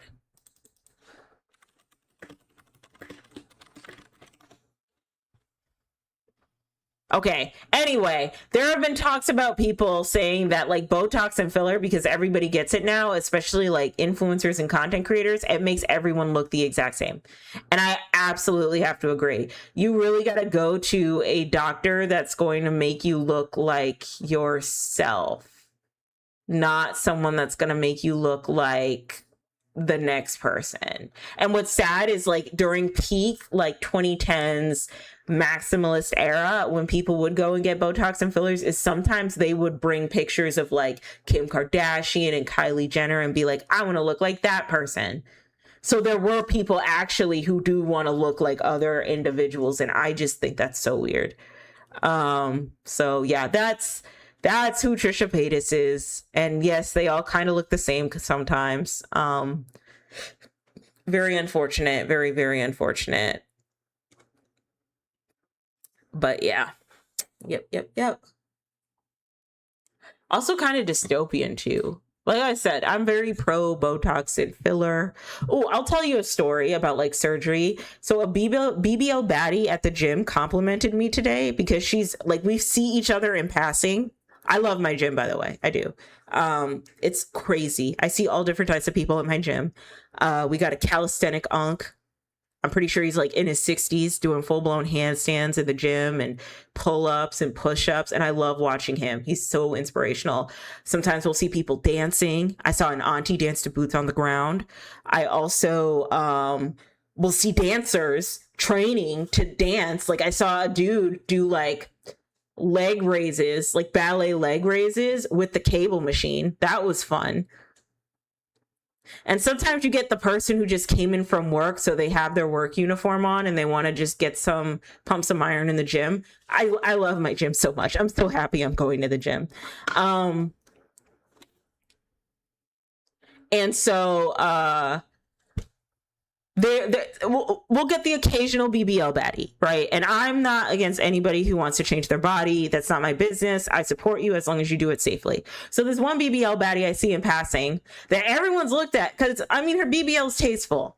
Like, you're going to look if the BBL is tasteful. You're going to look. So she has a tasteful BBL. And she sees me working out.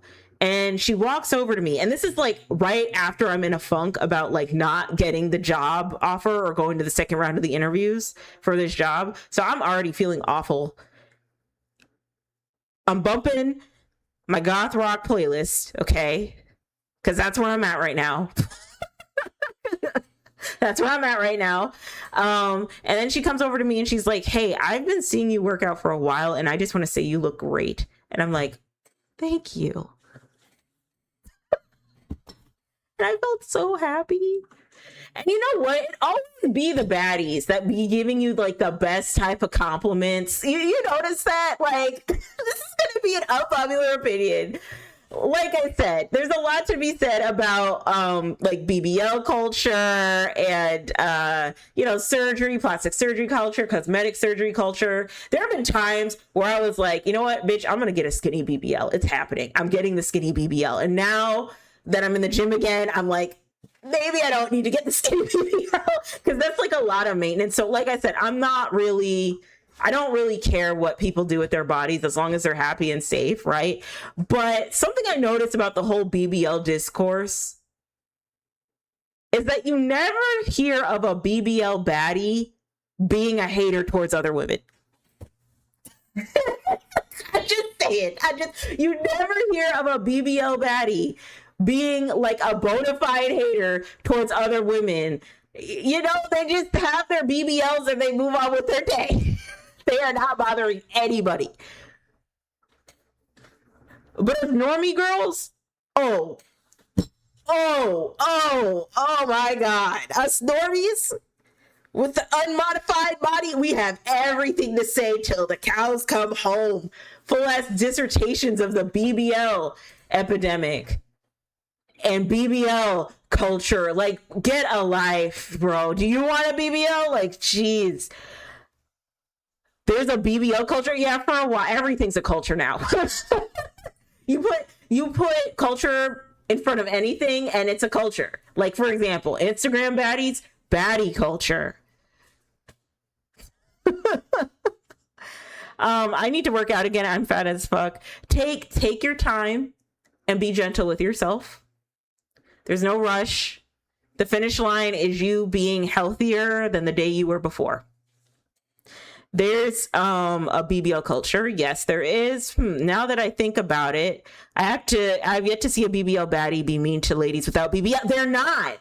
Because they did what they did to their bodies. They like the way their bodies look. They go in the gym and they keep that shit up and they mind their business. Now I have seen, I'm gonna be fair. I've seen some untasteful BBLs. Yes. When I was in the LA Fitness a couple months back, there was a woman there and her BBL was very untasteful. Very untasteful. Yes. But I'm not gonna make a whole video about it. You know, and when I say untasteful, it just didn't look natural. You know what I mean? It's just me and my boyfriend looked at each other and we were like, did you see that? And he's like, yeah. And we're like, okay, well, that was the Wednesday at the gym. Like, it wasn't a whole like, and see, this is what's wrong with women and their bodies in society and wah, wah, wah. Meanwhile, you don't know what that woman had went through. You don't know if that woman had like a C-section with twins. You don't know if that woman was once really obese and she had to get a skin tightening procedure. You really don't know. You don't know if they had PCOS. You just don't, or thyroid issues. You don't know. And like, I do notice BBL girls and baddies, they just be baddies and BBLs and mind their business. That's all they do. But ladies without BBLs are mean as hell to the ladies that got them. Yes, they are. They are mean. They are mean. And then it gets to the point where some people, I'm not going to blame it on ladies, but some people will start hate and mean mugging the baddies at the gym who are just working out. The video I saw of this girl in her Nissan Altima ranting about how women need to dress more modestly at the gym. And she's like, you know, these gym outfits are out of hand. They're just really inappropriate. And I just don't understand why people won't just cover their bodies up. And I just don't get it. And I'm just like, bro, if you're at the gym and your one mission is to worry about what other women are wearing at the gym, if that's your primary worry and you're not worried about like how did they get their ass that fat, like what are they doing, can I cop their routine, bro, we have bigger issues. What are we doing? It's gotten so bad because they know BBL culture has died out. Like no one's getting a BBL anymore, right? That's not cool. Everyone's on that all right, everyone wants to get super skinny, and so all the skinny mini girlies are in the gym working out with their cute little two pieces with their Gymshark outfits. Let me pull up a Gymshark outfit. Where are the Gymshark shorts?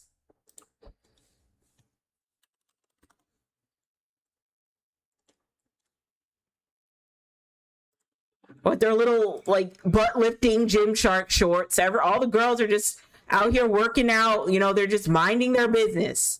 They're just minding their damn business. And now you with the oversized t-shirts and the leggings with the hole in the crotch got a problem with them. And I can say that because that's what I'd be wearing at the gym, okay? But like, what are we doing? We need to start lifting weights, ma'am. We can't worry about what people are wearing in the gym, all right? That's big haterade energy, all right? Like, just let the girls lift. You should not be worried about what other people are wearing in the gym. The men are upset. The men are upset because they're not fucking. That's why they're upset. They're like, why are all these women dressed half naked at the gym? And then we look at them and they think that we want to smash and we don't want to smash. Like, you're dressed like a slut. Why would you do that? Wah, wah, wah. And I'm over here like, listen, if you're looking or if you're not looking, I'm gonna dress how I'm gonna dress. How about that? Okay. And however you feel about it, you'll be good. Be lucky I didn't charge you $5.99 for this, okay? But ladies without BBLs are mean as hell to ladies that got them. I just assume that every hot chick is just mean, but I'm unlearning that. Yeah, a lot of us aren't really mean. Some of us are, though. Some of us are. Okay, so like, because the culture shifted, like we're doing a full 360. people are a lot crueler online again, and some pretty girls really be up their own ass sometimes, especially with the pretty privilege conversation. They be really up their own ass. It's like, get your head out of your ass, dude. Like, just relax.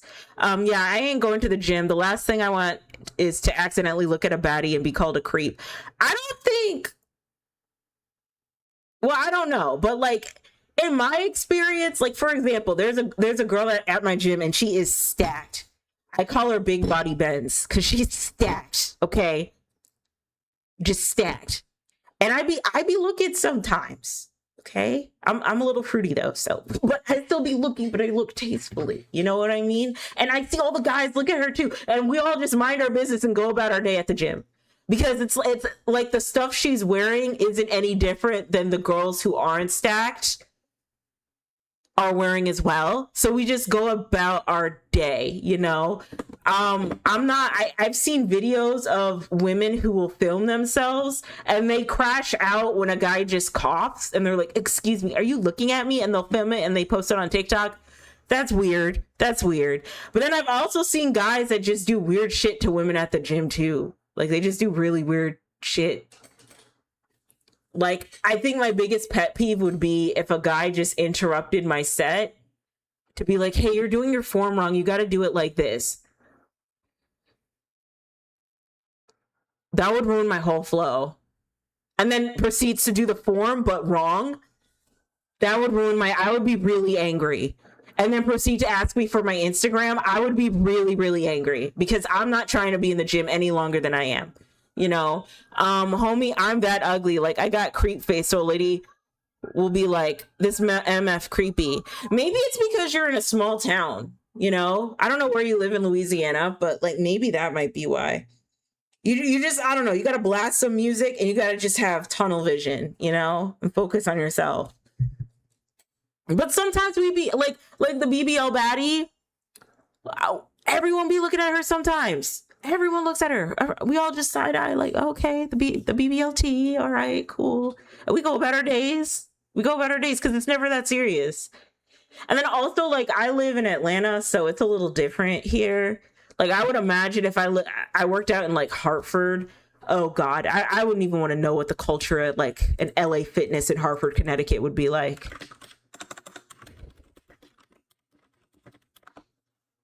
But like in Atlanta, it's just like we see all types of people. Today I saw a masked lesbian in a police suit. Like, she had like one of those like security outfits on. I'm pretty sure she was a masked lesbian. She had like the shaggy haircut. You know, the black shaggy haircut that the white girls be having that are kind of queer, you know. Yeah, I saw her. And I looked at her for like 5 seconds and then I turned my head because I was like, no, we're not doing this. I see a lot of studs. One time I saw like a blonde gay couple. I saw a blonde gay couple. Like a blonde like lesbian couple, yeah. And they were like all over each other and I was like right next to the Smith machine and I'm like, well, this is awkward. You know, because they love each other, as they should love each other, you know what I mean? But like that was still a thing and that still happened. So yeah, I see all different types of people at the gym and I just learned how to mind my business. There was one girl, I felt so bad because I had went to the gym knowingly having a hole in my pants, like in like the crack of my pants, and they were like the scrunch up pants, so it was bad, but I thought nobody would notice. And so then she pulls me aside and she's like, "Hey girl, you have a hole in your pants." And I'm like, "I'm aware. Thank you though." And she's like, "Oh, okay." And I'm like, "Sorry." Like, cause like I felt bad because I probably made her feel bad because she thought she was being like a girl's girl and being like, "Hey queen, you got a hole in your pants. I don't know if you know this." And I had to be like, "Yeah, I know."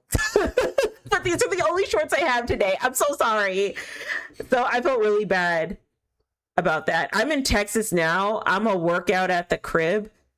Okay, so you could see, like, Texas feels like a baby Atlanta, or feels like it's trying to be a baby Atlanta. I don't think you'll get weird like looks. You just gotta you gotta focus. You gotta focus. You know what I mean? It's easy to just focus. But come to think of it, there's no LA Fitnesses in Connecticut. I wonder if there's a Planet Fitness. Oh, there's a Planet Fitness in West Hartford.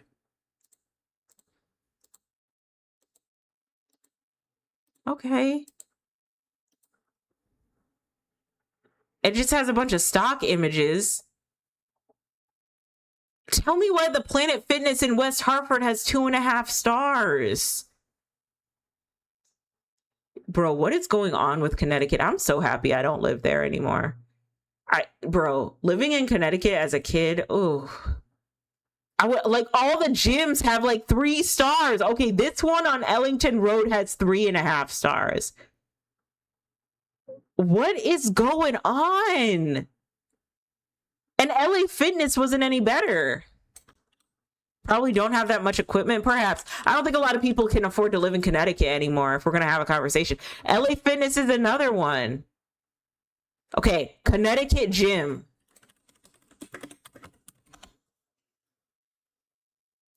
Okay, we got Gym 67. How much you want to bet this is like $500 a month?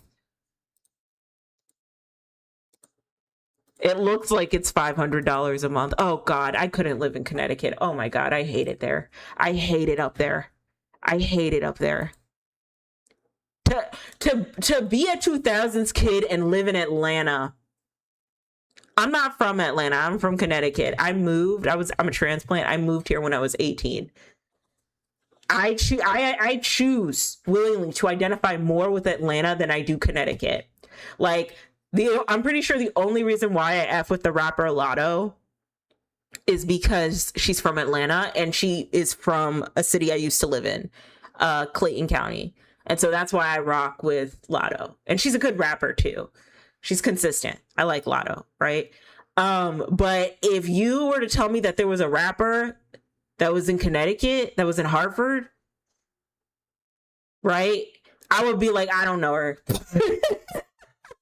I don't know her. Like, okay, girl, I guess, like, sure. I don't know her. There was one singer who's from Connecticut.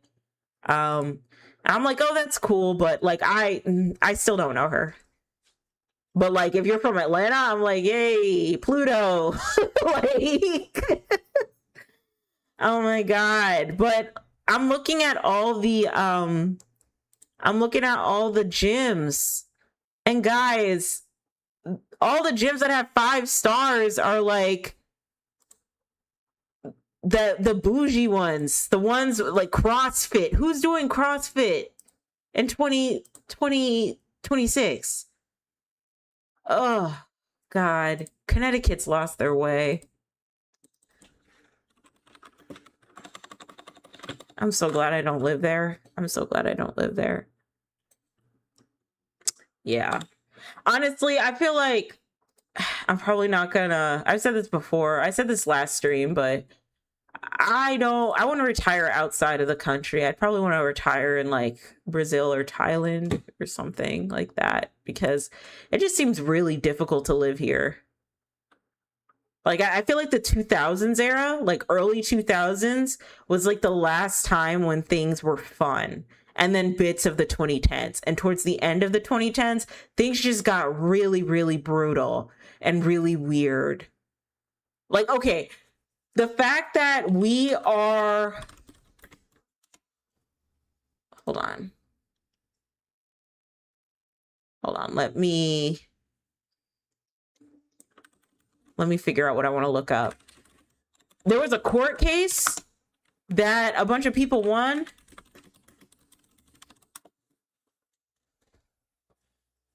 Yeah, it's this one. Meta and YouTube found liable.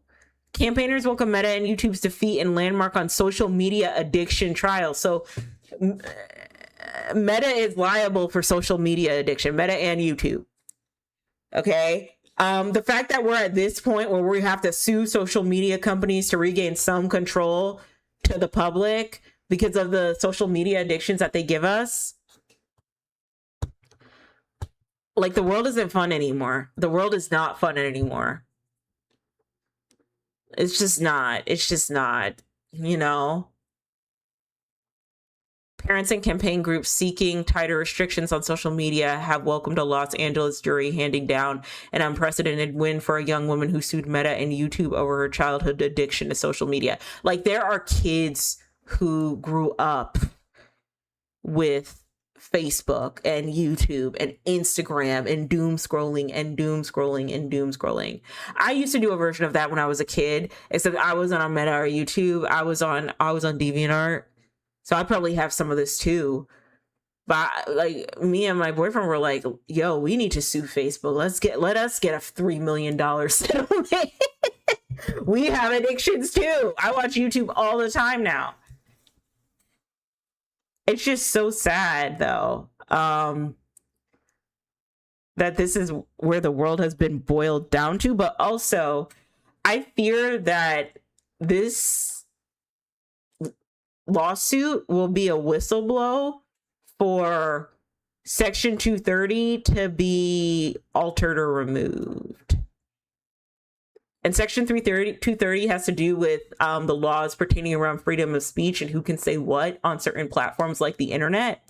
And so if they have more control over Section 230, I think it's going to be a lot harder for us to receive unbiased information online if it's all being monitored and filtered.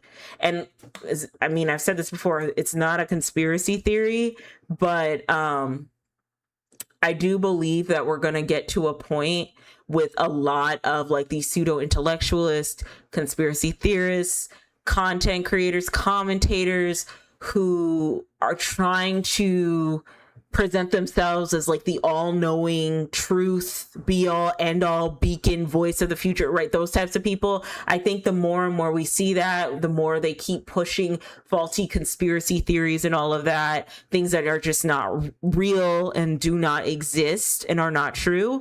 We're going to see a harsher crackdown on Section 230. I think that this era of the internet, because of how like not fun it is anymore, how there's just so many people just yapping away and saying whatever the hell they want without any consequences, right? This is going to be the byproduct of stricter regulations around Section 230, making it harder for people to actually spread important information, factual information.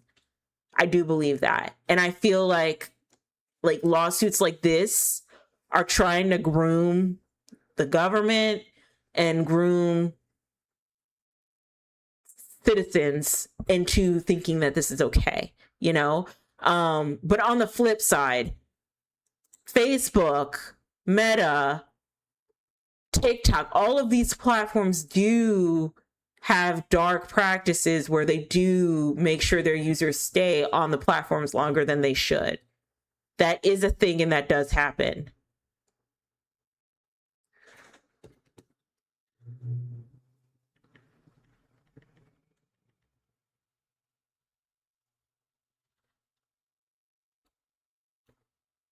That is a thing, and it does happen. And so they need to be held accountable for that. But at what cost? You know, like at the cost of us not getting the correct information. Like, can you imagine a future where information is heavily filtered to where we are convinced that,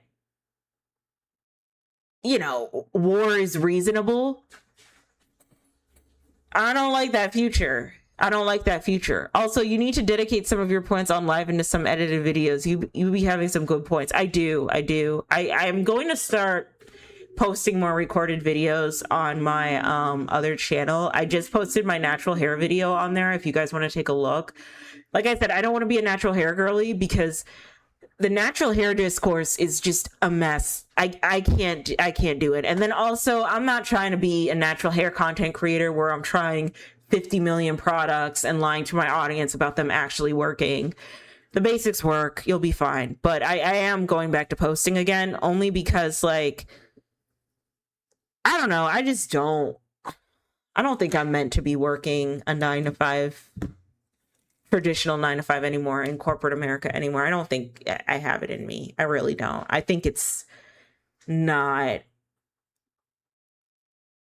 conducive for me, especially the way things are going, the way they're pushing AI, the way they are just cutting jobs left and right. Corporate America, you mean white guys and drugs? Yeah. Yeah. Yeah. I used to be a part of corporate America, and it's all shitty. Like, when you really like pick things apart, there is literally no way for you to climb the corporate ladder unless you're like rich. Like, if you want to be like the VP of a company, you probably got to be rich and know a lot of rich people. Probably. Like, the CEO of Red Lobster, I think he's an exception to the rule.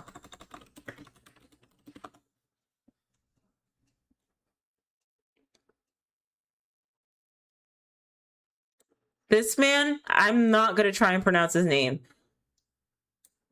But yeah, like, you look at like Sam Altman, the founder of OpenAI, and how he's never really like ran a business or made any tech products before.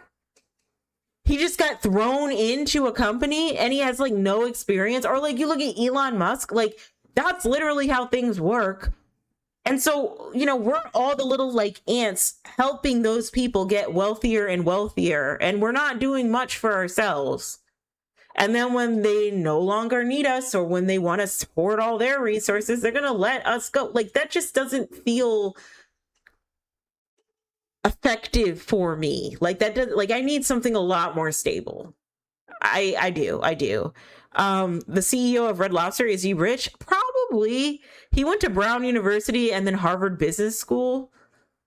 So he has to be rich, but I don't, he doesn't seem like the type of dude who like just bought his way to the top. He's Nigerian. Nigerians work hard. Me neither, girl. This is my last 9 to 5. Let's trade Cash App tags because I refuse to job search again. Bro, I am so done with job searching. I think when I was really done, wasn't this last job interview that I messed up? I think the last job interview that I messed up was a sign. That was a sign from somebody. Okay. In my atheistic Gnostic voice. All right. But I think the universe was trying to tell me, girl, because I literally had like a little asthma attack while during the interview, which made my interview fall all the way apart. Right. I think that was a sign. The universe was saying, girl, you don't know. We're not doing this. You're not working a 9 to 5. Like, you can't do this. This isn't effective for you. I hear gig work is effective. So maybe I can use my 9 to 5 skills as gig work as a part-time, and then just spend more time doing what I want to do. Peeps that don't work in corporate America never hear anything about corporate America, so they just assume anything there is based on merit. It's not. A lot of people don't know what they're talking about. Dude, my boss, okay, I really hate to say this, but my boss, because like, out of context, this is gonna make me sound like a COON. All right, it's gonna make me sound like Candace Owens Light. Just go with me here, okay? But my boss hired my manager at my last job because she did not want to hire another white man. And because she just hired this guy who was a man of color for this job, we were totally sidetracked on our roadmap and on what we were supposed to do and how we were supposed to do it, because he had zero to no experience. And this is a manager. Like, you're supposed to have all the experience. Like, I'm talking, he didn't even know how to use the tools that we were using, type of like no experience. Like, I'm allowed to not know how to use the tools because to them, I'm a newbie beginner.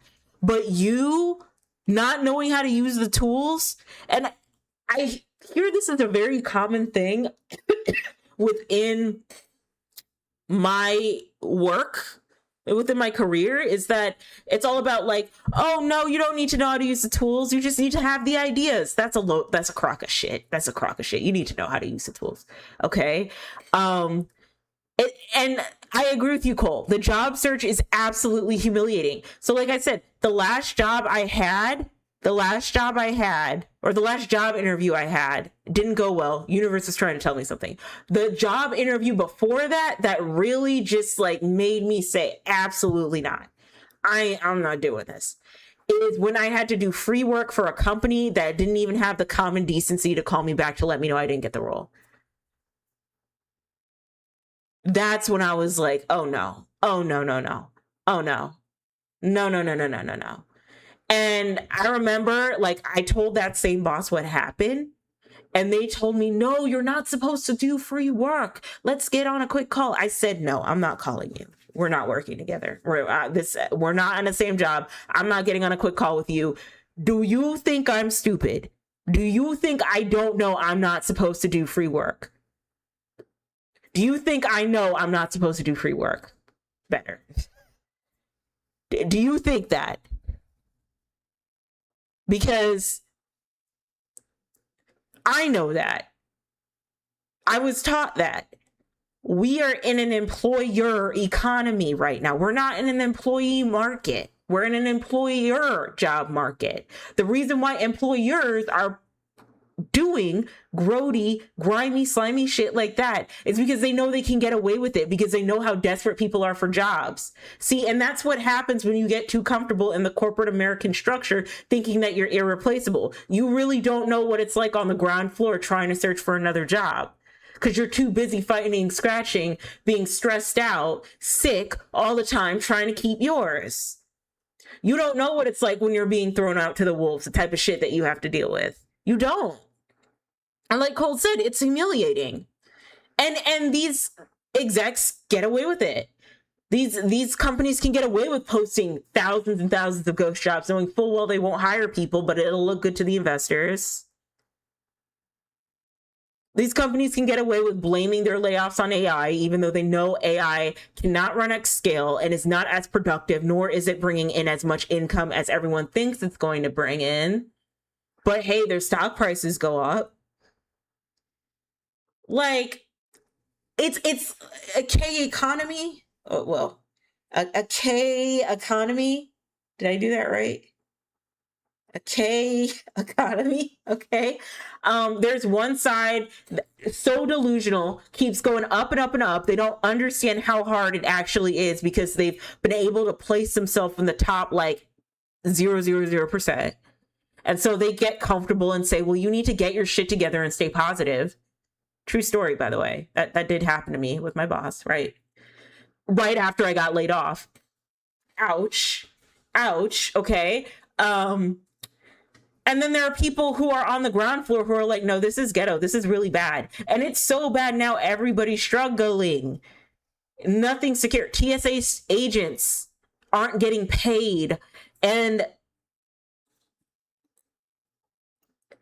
Trump is so stupid that he thinks that people don't want to get paid, aren't getting paid and working because they're lazy, when in actuality, they're finding other jobs so that they can pay their bills, because shit's expensive. Okay? So yeah, government jobs, everyone lost their government jobs. TSA people aren't getting paid. Nurses and healthcare, oh, they're struggling. Oh, all the nurses are like, don't do it. Especially if you're a bedside nurse, just don't do it. America is garbasura. America needs relief efforts for poor people. Absolutely. There's homeless people with jobs. Yeah. There's homeless people having to shower at the Planet Fitness, but has like a full-time job. Like, something's got to change, dude. Something's got to change. I don't know what's going to happen. I'm like very, very like worried for the state of the country right now. Which is all the more reason why, when it's all said and done, I'm probably going to retire in another country, because I just can't do it anymore. Like, this is a mess. Because like, people were looking at 2016 fondly, and I remember 2016 being like the worst year of everybody's life, because a lot of popular figures in media and entertainment passed away. Trump had just became president for the first term. I absolutely remember. and people are romanticizing 2016. People are going 10 years from now. People are going to romanticize 2026. Probably one of the worst moments in history, and be like, everything was so simple because we had AI generative content. Like, oh, get out of here. Peeps need to start establishing communities and working with each other. I agree, and I'm guilty of this. I haven't reached out to my community yet. I do this thing where when I don't have any money, I just want to like hide away and just like be broke and alone if I don't see any money coming in. But I gotta work on that. I gotta at the very least extend an olive branch to my community, and who knows, I could get a job out of that, right? Like meaningful work. It might not be the work I want to do, but it'll still be meaningful, but yeah, we need to start helping and supporting each other. And we got, like, honestly, and you could probably put me in this category too, but a lot of us got to stop bitching on the internet and complaining on the internet. We do. If we're not going to come up with solutions, we need to stop bitching. If you're going to go to the gym and you're going to complain about a bunch of girls not dressing modestly at the gym, and you're not going to go on your platform and showcase like modest gym fashion looks, or talk about modest gym clothes, or create a modest gym like designer clothing line, if you're not going to do any of those things, then you need to shut the fuck up. You need to shut the fuck up. And that's for everything else. Like if you're gonna bitch and complain about BBL women, right? You're gonna bitch and complain about BBL women, and you're not showing or platforming any women with natural, normal bodies that haven't been surgically modified. And this is a big one. You haven't gotten any sort of surgery modifications yourself. Because some of these same anti-BBL girlies be all up under the Botox chair, knit, tuck, bunny lines, all. Okay, like, don't get me started. Freaking hypocrites. All right. If you're not going to offer that representation or start a platform where it celebrates natural beauty and all that, you need to shut the fuck up. Stop complaining. A big one is single baby mama culture. Oh, that's low-hanging fruit in the Black community. I don't know in other communities online if it's low-hanging fruit, but at least in the Black community, let you be a single baby mama by choice or from a broken marriage. Oh, you're going to get raked through the mud. Here. Unless you're going to provide resources for single baby mothers, instead of just complaining all day about how single baby mama culture is ruining the Black community, about how baddie culture is ruining the Black community, about how, hood culture, gang culture is ruining the Black community, unless you're actually doing something to contribute to a counterculture to that, I don't want to hear you talking about it anymore. I don't want to hear you talking about it. There was a season when there was like 5, like every wannabe Black conservative started talking about Sexy Red and the demise of Black culture and all of that, and how Sexy Red was the demise of Black culture, and this is who she represents, and this is bad, and we as Black people got to do better, and Black women, we got to be classier, and want. And I'm over here thinking, well, she doesn't represent me. Does she represent you? Oh, but that's how that's how they see us. They see us as Sexy Red, how to turn up. And I'm over here like, okay. But are you that way? Are you represented in that way? What about all the Black women that came before Sexy Red? What about Raspity, Chica, Doechii? Like, what about those women? Have you even bothered to listen to those women? Have you tried? Can you name 5 songs from Raspity's last album? No, you can't. Okay, shut up about Sexy Red then, because you're a part of the problem. Like we got to get to that point where, as Kid to Dak Raz X has said, peeps need to start establishing communities and working with each other. We need to start coming up with solutions. We can't just keep bitching all the time. Like I said, if you're mad at single baby mama culture, you need to start providing resources so that single women can take care of their kids.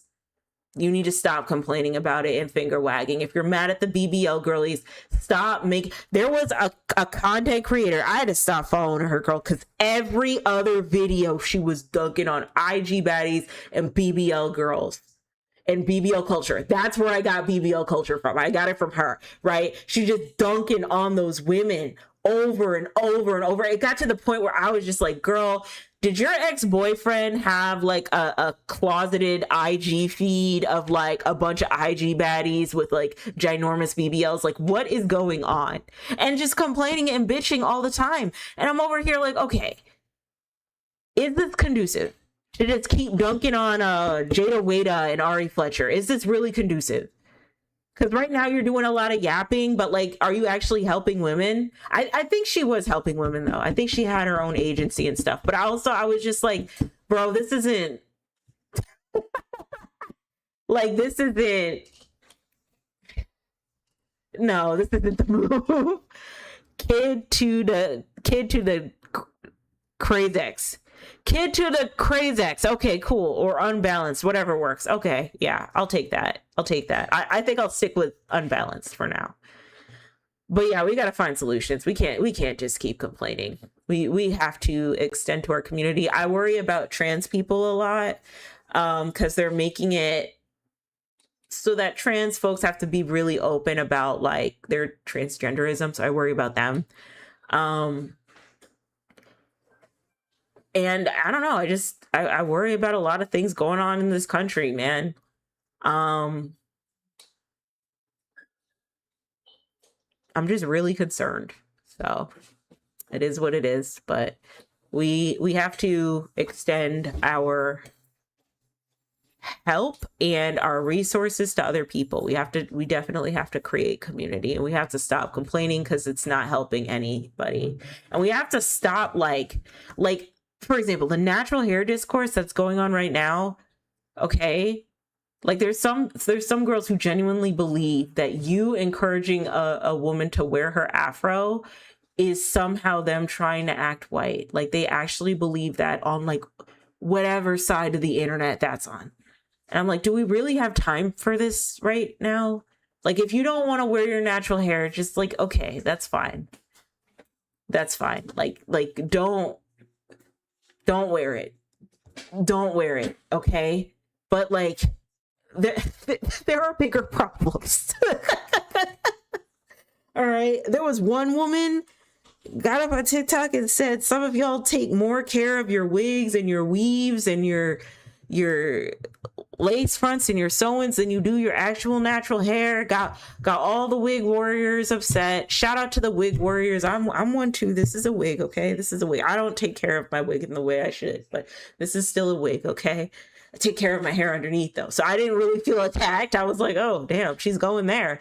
But everyone was like, how dare you say that? Why would you say that about us? This is the problem. And I'm like, okay, like, well then don't wear the wig anymore. I don't like, I don't know.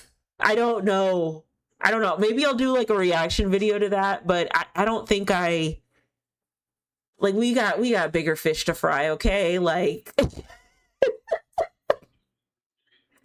like please, if you don't want to wear the wig, don't wear. If you don't want to wear your natural hair, don't wear your natural hair. Okay. My only concern is when you make it everyone's business and make long ass dissertations as to why you don't want to wear your natural hair, that it's getting into like the anti-black category. That's where I'm like, okay, stop right there. Stop right there. You got some internalized stuff going on, and I want to give you that space to grieve and be open and express yourself, but also let's chill a little bit, okay? Let's chill. Why are we calling our hair civil rights hair? That's weird. That's not funny. That it's not a hee hee ha ha slay civil rights queen moment. No, that's because after that it's Frederick Douglass hair, okay? Like let's like, okay? But like, yeah, I don't know. I'm just so tired. I'm just so tired. Like, we have more important things to worry about. But also, we also need to worry about these things too. But I think where I'm frustrated is that we have gone 20 steps backwards and having conversations that have already been had, but choosing not to rehash them or choosing not to move forward because of this like new counterculture type nonsense, right? Because why are we attacking natural hair now? 10 years ago, we just had this conversation. Why are we bringing up discourse about natural hair again? Because you don't know how to do your hair. And it's okay. I get it. I didn't know how to do my hair for about a decade or so. So I'm not trying to sound arrogant or cocky, but it's just like, why? There are resources. You just got to take your time and be patient with yourself. Okay. And I want to speak because my most viral video was me ranting about how much I hated the natural hair community. So, you know, I don't know, dude. I just be so tired sometimes. I just be so tired. I'd be so tired. Or even like skinny culture now with the big O. I don't know if I'm allowed to say it. And the encouraging of women to be unrealistically skinny again, similar to the 2000s. Oh, I'm putting this in my latest podcast episode because I have a whole rant about this. And this is a very soft spot for me because as a regular sized Black girl growing up in the 2000s, seeing how folks would rip apart these young ladies if they were too skinny, if they were too fat, if they were too skinny again, like it was brutal. Seeing that in my little like size 8, size 12, 5'2" body, however tall I was, know full well I'm not built like the little white girls I go to school with. That was devastating. That to this day has an impact on my psyche. To this day probably contributed to why I made the certain decisions about my health that I made. Oh my God. And to see it be rehashed again and people promote very toxic diet culture, very toxic workout culture, very toxic fitness lifestyles to the point where people aren't even eating. When you know full well that 10 to 15 years ago, we were saying, hey, this is an ED. Hey, we can't do this. People are dying from this. And you got folks over here calling other folks who are size 8 fat and dunking on fat people all the time. Like, oh my God, I just can't. I just can't. I really can't. It makes me so sad sometimes. It makes me so sad because while I don't care about, when I say I don't care about y'all's crotch goblins, I'm trying to say I'm not trying to be a role model for your kids. I really am not. So don't put that expectation on me. I do care about the young girls who are receiving this content, who are listening to the content creator, the influencer telling them that they only ate cucumbers and celery for breakfast, lunch, and dinner. And thinking that that's what they have to do to be attractive and skinny. I feel really, really bad for those young girls because I was that young girl in the 2000s. And now people just think it's funny. People are like, hee hee, ha ha, eat, sleep for dinner. It's so sad. It's so sad. I'm so devastated. And I think where I'm really pissed off is that people know better now. They just don't want to do better. Like, we knew what happened when we promoted the toxic diet culture of the early 2000s and the 99 and the 2000s, the air wine, you know what I'm trying to say, chic, the chic. Yeah. That look on the fashion runway that Kate Moss popularized, the big boob, very skinny body type that Pamela Anderson kind of had. You know, you have to be a size 0 type of body. Even like in shows like America's Next Top Model, where they would be so harsh with those girls and be like, yeah, you have to lose weight. Meanwhile, they're a whole like size 8 or size 4. And they're telling them like, yeah, you got to lose weight in order to continue in this competition. Huh?